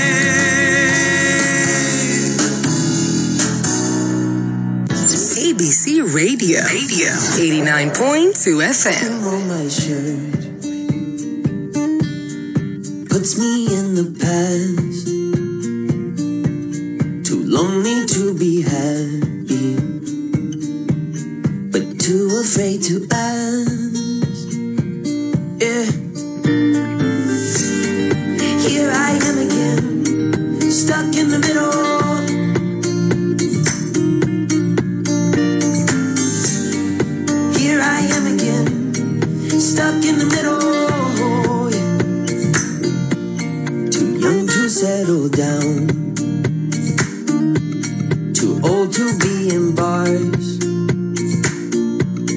It's hard to take it easy.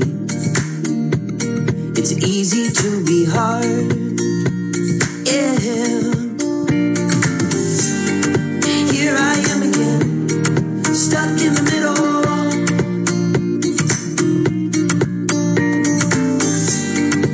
Here I am again, stuck in the middle.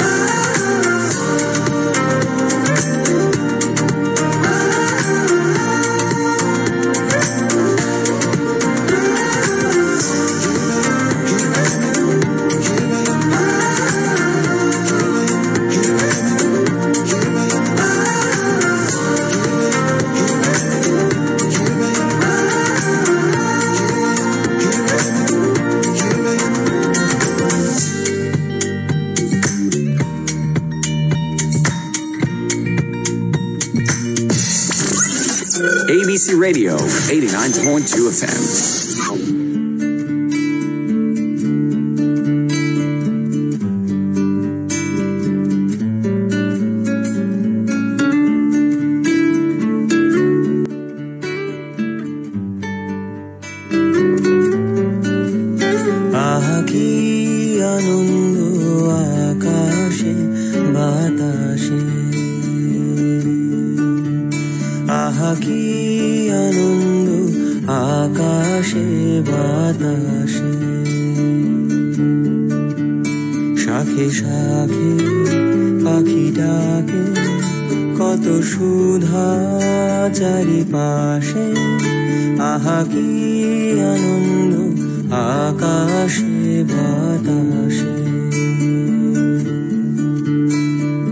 গাছের ছায়ায় বসে মাঠে সুরের ঘোরে সময় কাটে গাছের ছায়ায় বসে মাঠে সুরের ঘোরে সময় কাটে সূর্য নেমে গেল পাটে নাই কোনো খেয়া আহা কি আনন্দ আকাশে বাতাসে আহা কি আনন্দ আকাশে বাতাসে আহা কি আনন্দ আকাশে বাতাসে